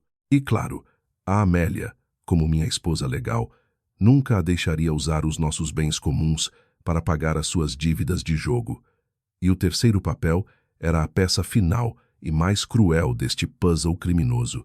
Eram capturas de ecrã de conversas no WhatsApp entre a minha mãe e uma mulher chamada Fátima, dona de uma cadeia de ourivezarias na Baixa. A dona Fátima tinha uma filha chamada Carmo, mais velha, divorciada e com ligeiros problemas nervosos. Nas mensagens, a minha mãe implorava e bajulava a dona Fátima para comprar o seu filho. A minha mãe prometia que, se a dona Fátima pagasse a dívida de 120 mil euros, ela forçar-me-ia a divorciar-me, a ficar com a custódia da neta e a entregar-me de bandeja à filha dela, Carmo, para ser seu marido. Prometia que eu era um engenheiro dócil e obediente, que serviria a filha da dona Fátima para o resto da vida. Quando acabei de ler as mensagens nojentas que vendiam a dignidade do seu próprio filho, impressas no papel, a minha mãe desmoronou completamente. As suas pernas cederam e ela caiu no chão frio, cobrindo o rosto com as mãos, a sua respiração ofegante a ecoar na garganta. Aproximei-me e atirei-lhe os papéis à cara. As folhas brancas voaram pelo ar e espalharam-se pelo chão, expondo a verdadeira face de alguém que, por dinheiro, por uma falsa reputação e pela sua própria pele, estava disposta a vender a vida do seu próprio filho. Disse-lhe, com a minha voz carregada do mais profundo desprezo, que afinal, aos seus olhos, eu nunca fui um filho, mas apenas uma mercadoria, uma carta para pagar as suas dívidas. Ela encenou um abuso infantil. Ela beliscou a coxa da Clarinha. Ela fez-lhe uma lavagem cerebral. Ela difamou a Amélia. Tudo não porque odiava a nora, não porque tinha pena da neta. Tudo era apenas uma peça de teatro sofisticada para expulsar a Amélia de casa de mãos a abanar, para me forçar a assinar a cedência de bens, para que ela pudesse, de mãos livres, embrulhar-me e oferecer-me à família da dona Fátima para saldar a sua dívida. Comecei a rir, um riso louco e doloroso que me rasgava a alma. Eu pensava que a minha mãe era apenas uma mulher antiquada, autoritária, com tendências narcisistas de controlo. Mas não. Ela era muito pior. Era um vampiro que sugava o sangue da sua nora, da sua neta e do seu próprio filho. A sua crueldade ultrapassava todos os limites da humanidade, pisando toda a moralidade sagrada. A minha mãe levantou o olhar para mim, os seus olhos turvos de desespero. Abriu a boca para falar, para se agarrar às minhas calças, mas eu recuei como se tivesse medo de ser tocado por um vírus nojento. Tudo tinha acabado. A verdade estava exposta à luz, nua e tão cruel que nenhuma desculpa a poderia encobrir. Eu estava ali, no meio daquele quarto inundado por uma verdade suja e pelos papéis espalhados pelo chão. A minha mãe continuava caída no chão, os ombros a tremerem num silêncio humilhante, o silêncio de um vilão cuja última máscara foi arrancada. Naquele momento, quando o silêncio sufocante parecia que ia durar para sempre, um som vindo do rés do chão fez o meu coração falhar uma batida. O som da fechadura da porta principal a ser aberta, seguido por passos apressados a subirem as escadas de madeira. A minha intuição dizia-me que algo de mal ia acontecer, mas antes que eu pudesse sair do quarto, uma figura apareceu na soleira da porta. Era a Amélia. A minha mulher parou ali, ainda com a sua mala de trabalho na mão, a respiração ofegante, o peito a subir e a descer rapidamente. O seu rosto estava pálido, encharcado de suor, o cabelo desgrenhado colado à testa. Os seus olhos inchados estavam muito abertos, cheios de uma confusão extrema, enquanto percorriam a cena caótica à sua frente. A sogra caída no chão, os papéis com letras miudinhas espalhados por todo o lado, a régua de madeira de limoeiro abandonada, a Clarinha totalmente coberta com um edredão na cama. E eu, o marido que supostamente estava num estaleiro em Setúbal, de pé no meio do quarto, encharcado de suor e a cheirar a naftalina. Mais tarde, a Amélia contou-me que naquela manhã, quando chegou à empresa, a sua intuição de mãe deixou-a com o coração nas mãos. A sua pálpebra não parava de tremer, o coração batia descontroladamente, sem motivo aparente. Uma sensação de inquietação apoderou-se da sua mente, impedindo-a de inserir uma única linha de dados no computador. Ao meio-dia, incapaz de suportar mais a angústia, juntamente com a saudade e a preocupação extrema pela Clarinha, sozinha com a avó, a Amélia pediu para sair mais cedo e apanhou um táxi para casa, a correr como uma louca. A sua intenção era apenas espreitar a filha pela fresta da porta para ver se ela estava a chorar, se estava bem, e depois ir-se embora. Mas ela não imaginava que o seu regresso inesperado seria o momento em que testemunharia a absolvição da sua própria vida. Olhei para a minha mulher, a garganta num nó. Toda a força e a frieza que mostrei ao enfrentar a minha mãe, momentos antes desmoronaram-se. Ao ver a figura frágil e trêmula da mulher, que quase enlouqueceu por causa desta família, senti-me o pior dos homens. Aproximei-me lentamente da porta, peguei nas suas mãos frias e trêmulas. Ela olhou para mim, os lábios a moverem-se, o olhar cheio de um medo inquisitivo, como se temesse que eu estivesse a encenar mais uma peça para a internar num hospital psiquiátrico naquele mesmo momento. Engoli as lágrimas, puxei a Amélia para dentro do quarto e obriguei-a a olhar diretamente para a mulher encolhida no chão.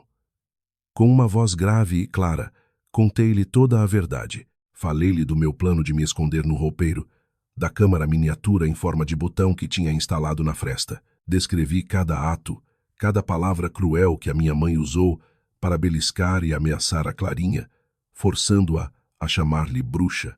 Apanhei os papéis do chão, coloquei-os na mão da Amélia.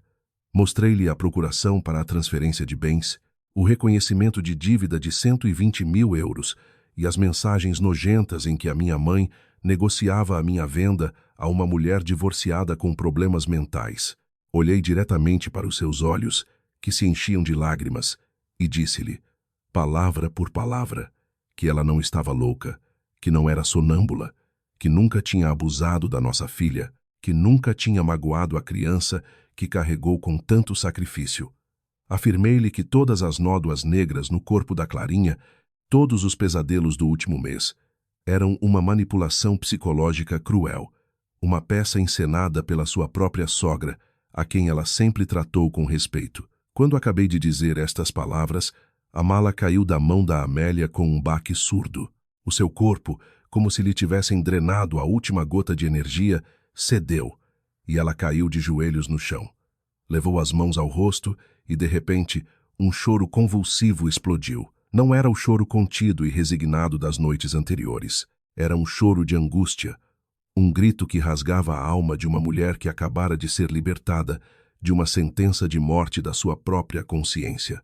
A minha mulher chorou até soluçar, o seu corpo a convulsionar, as lágrimas de injustiça, reprimidas por tanto tempo, a jorrarem incontrolavelmente. Chorou de dor ao perceber quão cruel o coração humano pode ser, mas também chorou de alívio profundo por saber que ainda era uma mãe inocente, uma mãe perfeitamente normal.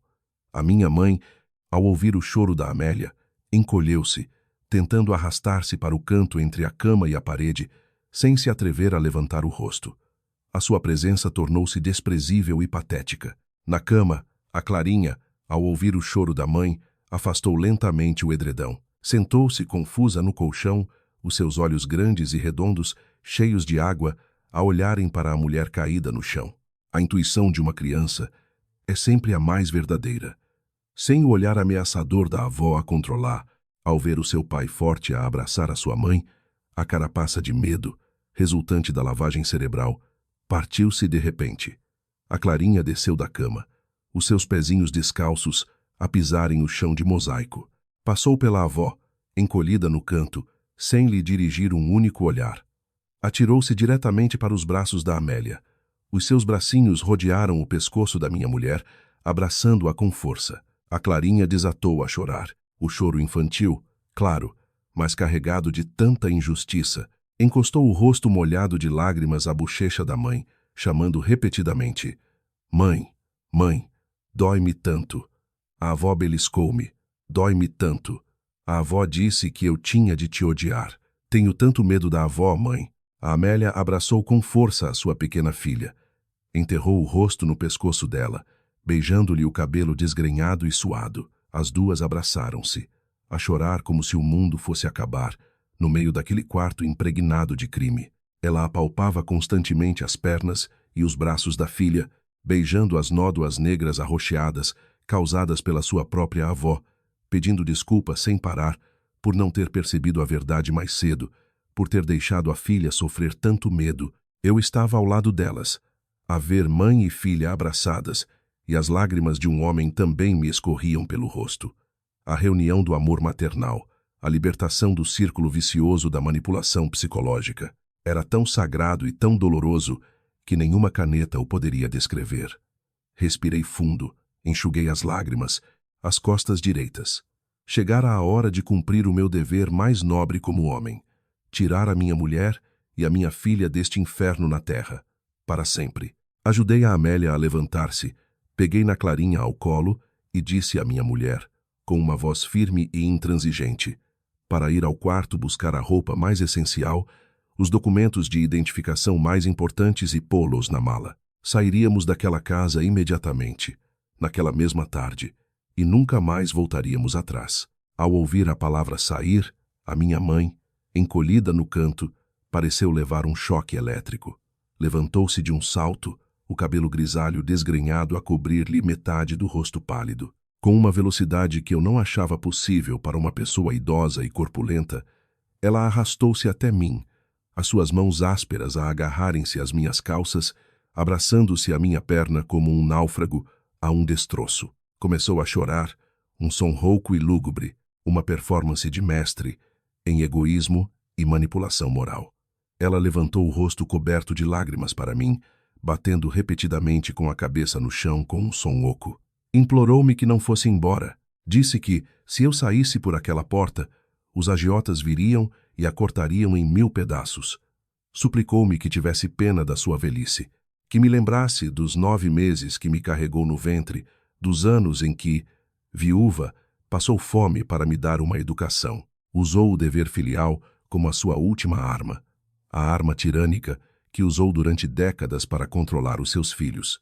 Amaldiçoou-me, dizendo que, se eu abandonasse a minha própria mãe em apuros por causa de uma mulher estranha, o céu me castigaria, a terra me engoliria. Seria condenado por toda a sociedade como um filho ingrato, um matricida.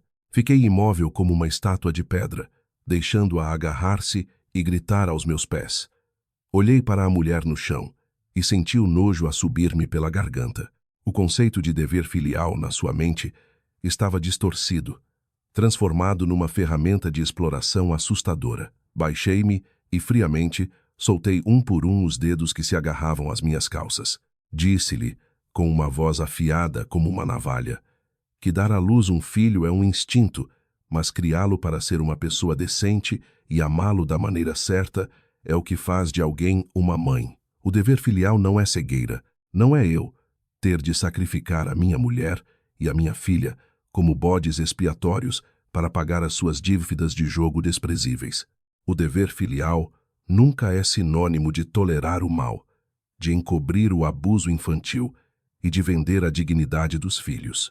Declarei abertamente que a dívida do seu nascimento eu já a tinha pago com a minha paciência, com o meu sustento durante todos estes anos. Mas hoje, quando ela levantou aquela régua para bater na minha filha, quando me vendeu aquela viúva, o laço de sangue entre nós rompeu-se oficialmente.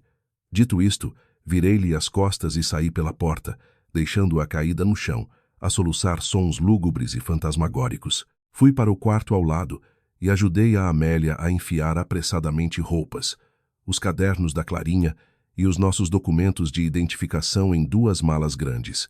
Agimos de forma rápida e decisiva, sem qualquer apego a qualquer objeto ou bem naquela casa. A casa de 3 andares que em tempos foi o meu orgulho, agora, aos meus olhos, não passava de um mausoléu frio, cheio de cálculos mesquinhos e conspirações cruéis. Descemos as escadas com as malas. O som das rodas a baterem nos degraus de madeira era como o ritmo da liberdade. Quando chegamos ao portão, os gritos da minha mãe, vindos do 2º andar, atraíram a atenção dos vizinhos. Várias vizinhas, incluindo a dona Albertina do café, puseram a cabeça de fora, os olhos cheios de curiosidade. Alguém até correu para me agarrar pelo braço e perguntar o que se passava. Por que é que a minha mãe chorava como se alguém tivesse morrido? Não me desviei, nem precisei de manter a falsa aparência de uma família moralmente correta. No meio da rua falei alto e claro, articulando cada palavra para que todos à volta ouvissem.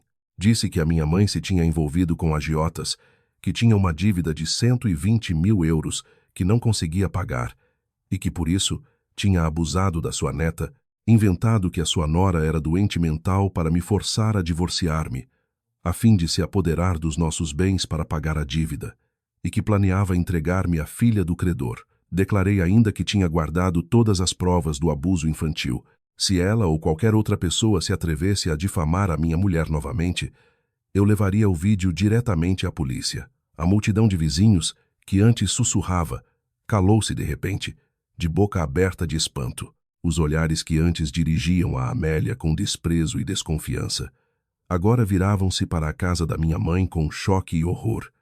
Ninguém se atreveu a dizer mais nada. Agarrei com força a mão da Amélia, com a outra mão a levar a mala, e, com a minha mulher e filha, saí daquela rua escura de cabeça erguida. O céu da tarde lá fora era azul e vasto. O vento soprava, levantando as madeixas de cabelo do rosto da Amélia. Pela primeira vez em meses, vi a minha mulher respirar fundo, o seu peito a encher-se de um novo sopro de vida. A libertação de um pássaro que acabara de escapar de uma gaiola que cheirava à morte. Naquela mesma noite, aluguei um pequeno apartamento num condomínio com boa segurança, longe do bairro antigo. Contactei também um escritório de advogados. Dei entrada com o pedido de separação de bens e preparei os procedimentos legais para proteger os direitos da minha mulher e filha, caso os credores da minha mãe nos viessem incomodar. A punição da lei, se viesse, a minha mãe teria de a enfrentar sozinha. Mas a punição mais assustadora, a mais cruel, é a sentença da consciência, da solidão de ser abandonada pelo seu próprio sangue. O tempo passou. Quase 1 mês e meio se passou desde o dia em que levei a minha mulher e filha para longe daquela casa assombrada. A vida da nossa pequena família de 3 pessoas, no pequeno apartamento alugado, embora mais apertada financeiramente, estava cheia de risos e de uma paz inestimável. A Amélia recuperou o peso. O seu rosto estava rosado. O sorriso voltou aos seus lábios. A Clarinha, depois de umas primeiras semanas em que acordava a gritar à meio da noite, graças à paciência e ao carinho dos pais e a algumas sessões com uma psicóloga infantil, recuperou a sua inocência e vivacidade de uma criança de 4 anos. O trauma da avó cruel estava a ser lentamente apagado pelo amor incondicional da sua pequena família. Mas as tempestades lá fora ainda não tinham parado. Numa manhã de domingo, recebi uma chamada de um tio, o irmão mais velho do meu pai, da nossa terra. A sua voz era séria e urgente, pedindo-me para ir à aldeia para uma reunião de família extraordinária. Disse-me que a história da dívida da minha mãe com os agiotas tinha vindo a público. Marginais tatuados tinham ido fazer barulho, atirar tinta vermelha para a porta da casa da minha mãe durante uma semana inteira. O bairro estava em alvoroço e a história chegou aos ouvidos da família na aldeia. A minha mãe estava agora escondida em casa, com a porta trancada, a ligar constantemente para a família, a chorar e a pedir ajuda, fazendo-se de vítima de um filho ingrato que a abandonou em tempos difíceis. Decidi ir sozinho à aldeia.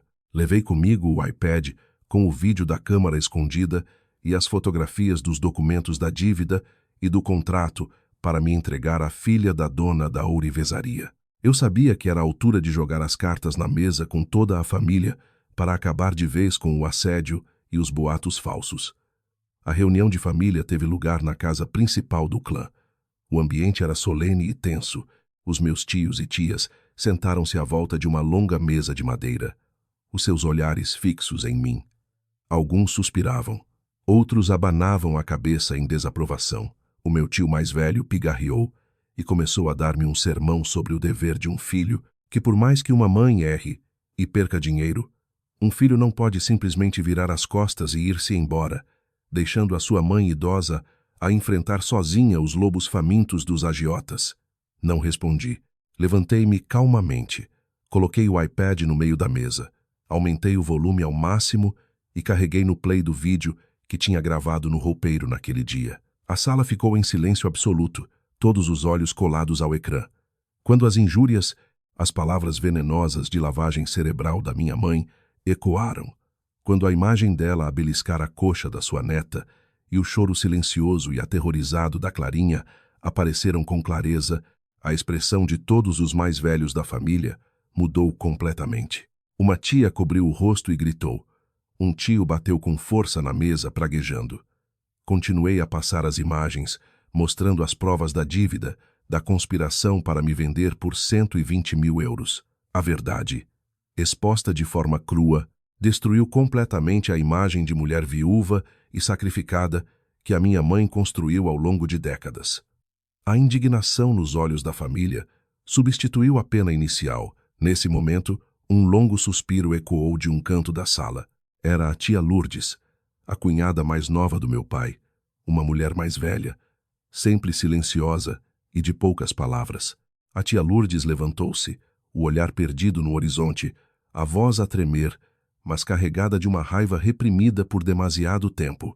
A tia Lourdes disse: ao ver este vídeo, ao ver como a minha cunhada acusou falsamente a Amélia de ser doente mental, lembro-me com um arrepio da história da minha outra cunhada, a primeira mulher do meu sobrinho mais velho, há 15 anos, a tia Lourdes contou.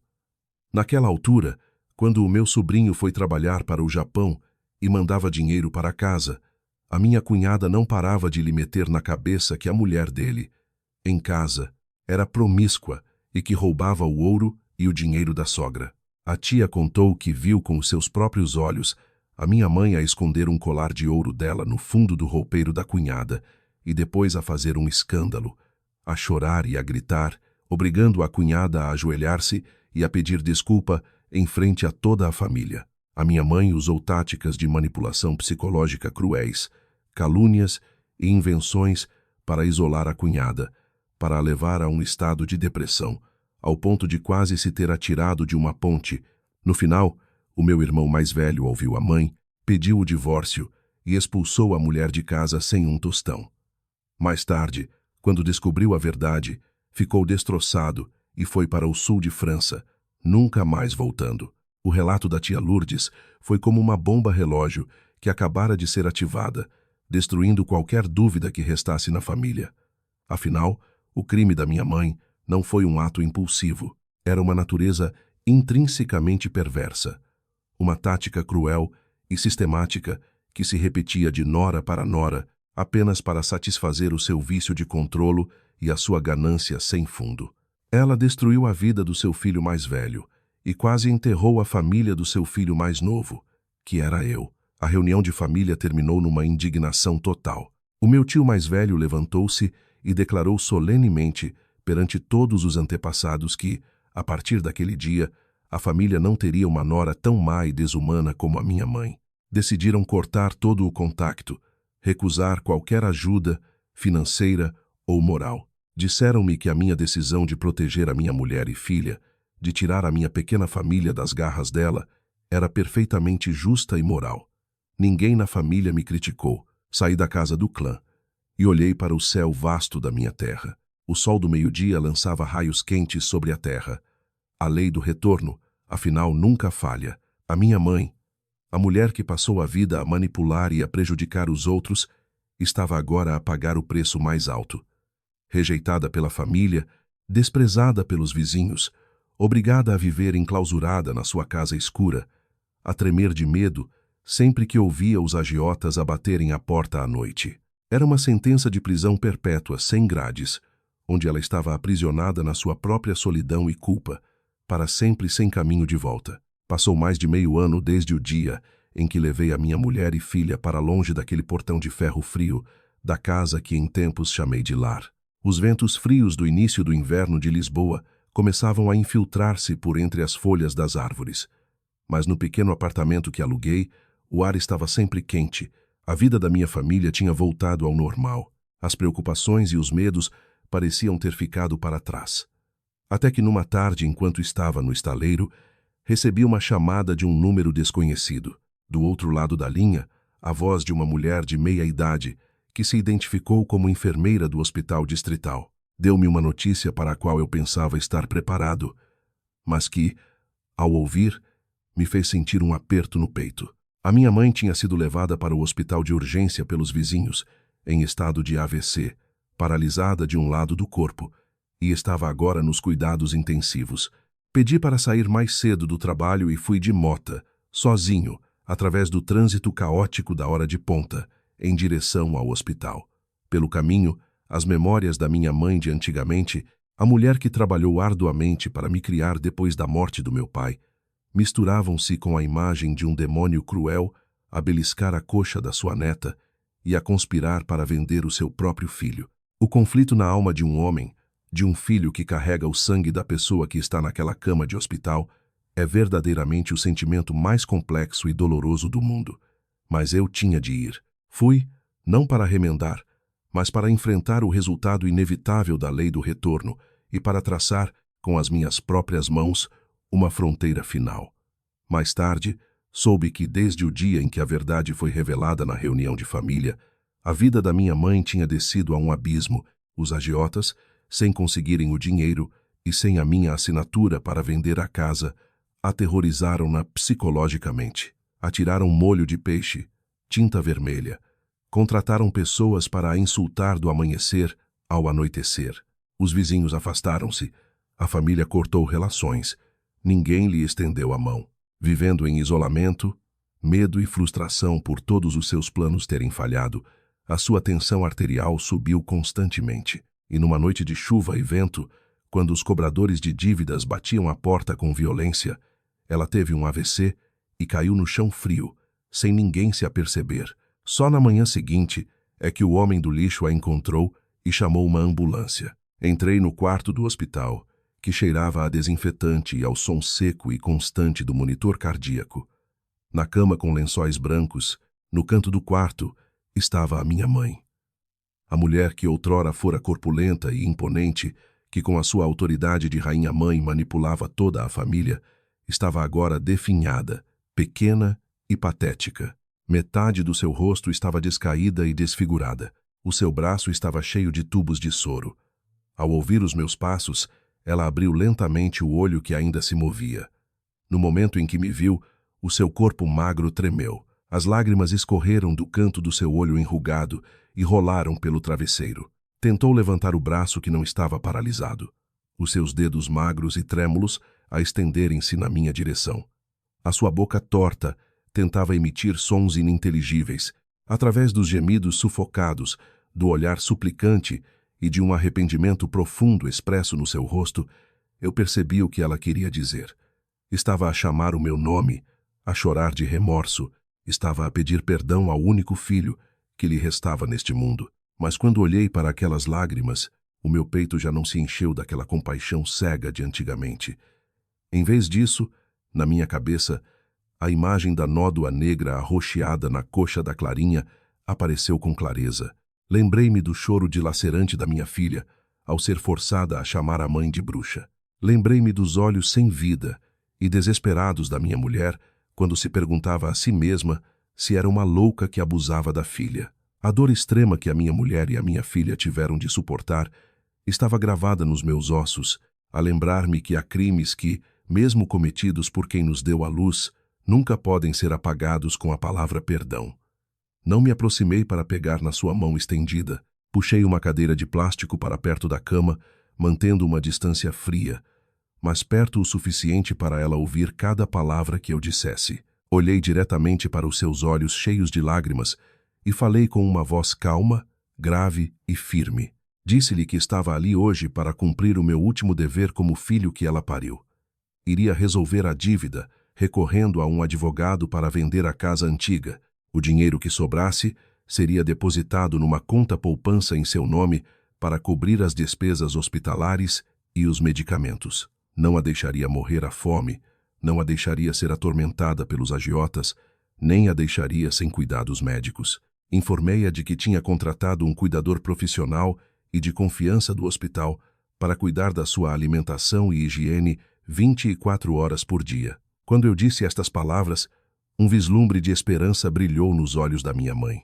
Ela acenou ligeiramente com a cabeça, a sua boca torta tentando esboçar um sorriso de gratidão. A sua mão trêmula estendeu-se novamente na minha direção, como se esperasse que eu trouxesse a minha mulher e filha para a visitarem, ansiando por uma imagem de reunião familiar depois da tempestade.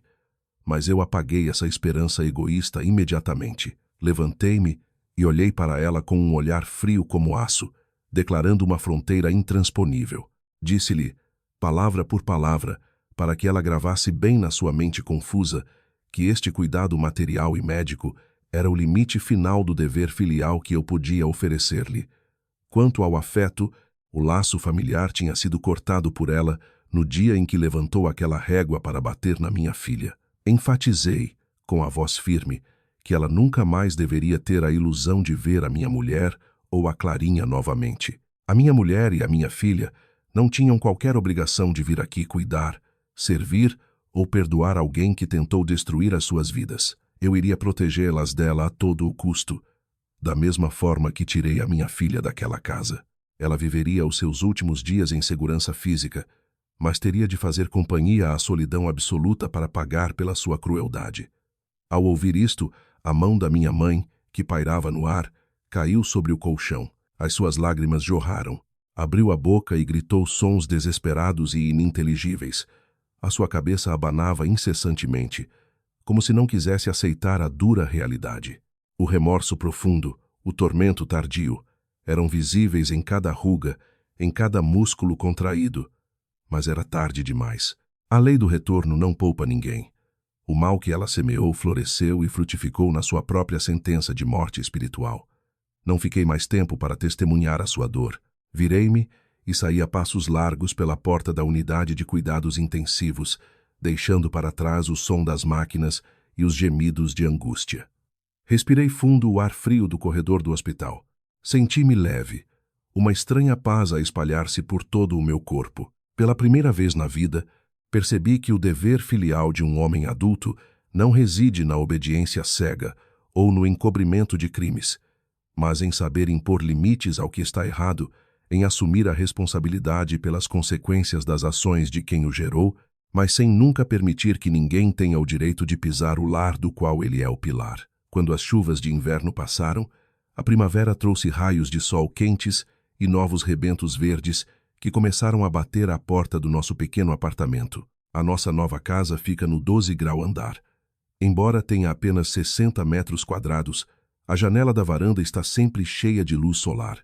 A Amélia comprou vasos de 11 horas e cestos de petúnias que pendurou na varanda, transformando aquele espaço apertado num pequeno recanto de paz, vibrante de cor, simbolizando um renascimento forte após os dias mais sombrios. Mas o processo de cura das feridas profundas da alma nunca é fácil.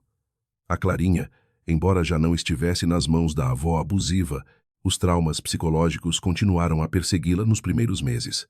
Algumas noites, a menina acordava de repente, a suar em bica. A Clarinha chorava desesperadamente, agitando os braços no ar, murmurando frases incoerentes no meio de um pesadelo, a implorar à avó para não lhe bater, para não a fechar no roupeiro. Nesses momentos, eu e a minha mulher levantávamo-nos de um salto.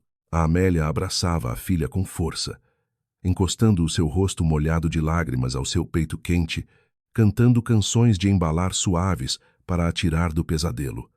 E eu, sentado ao lado, segurava a sua mãozinha fria, transmitindo-lhe o calor e a força de um pai. Levamos a Clarinha a um centro de terapia infantil 2 vezes por semana.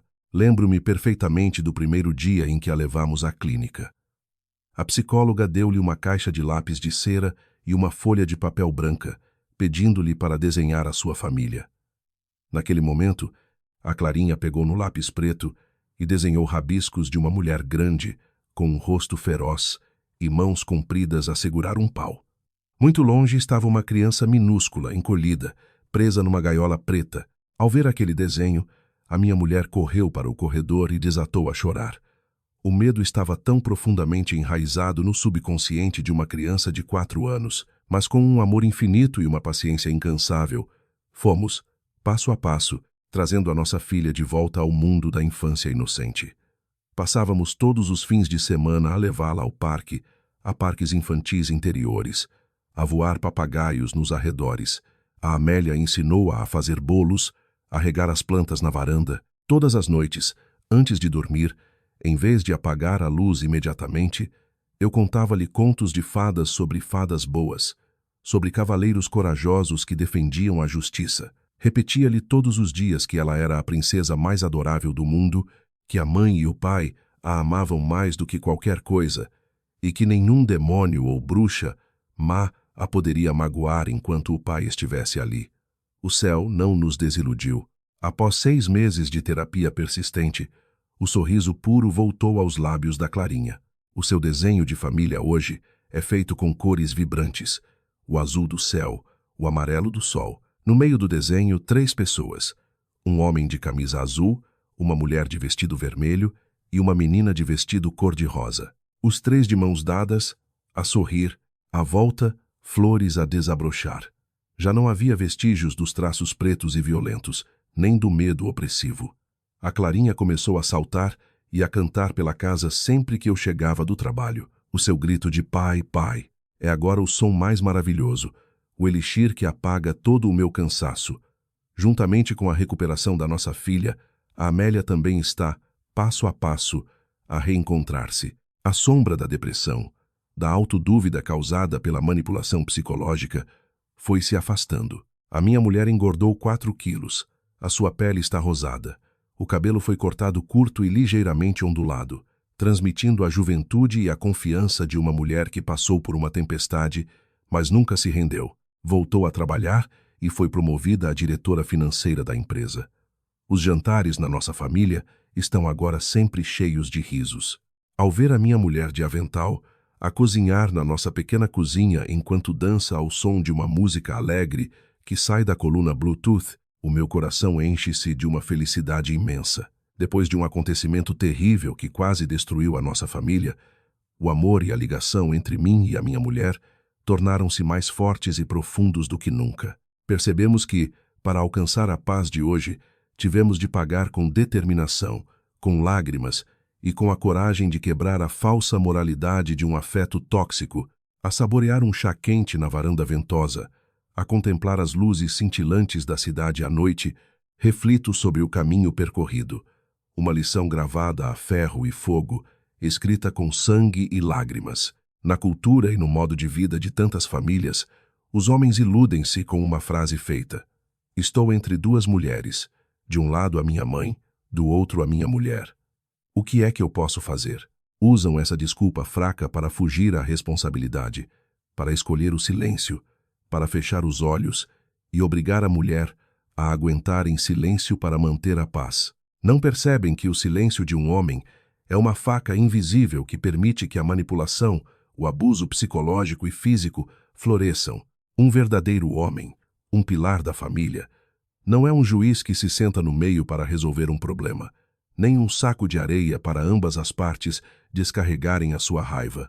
Um homem deve ser um escudo sólido, um par de olhos perspicazes, lúcidos o suficiente para ver através de todas as aparências, para discernir o certo do errado da forma mais justa possível. Quando se percebe que a própria mãe tem ideias narcisistas, extremistas e tóxicas, um homem não pode usar o dever filial como desculpa. Deve saber estabelecer uma fronteira de aço. Deve saber proteger a mulher que deixou a sua família para o seguir e proteger os seus próprios filhos de qualquer dano. O dever filial é para retribuir o dom da vida, para cuidar dos pais na doença e na velhice.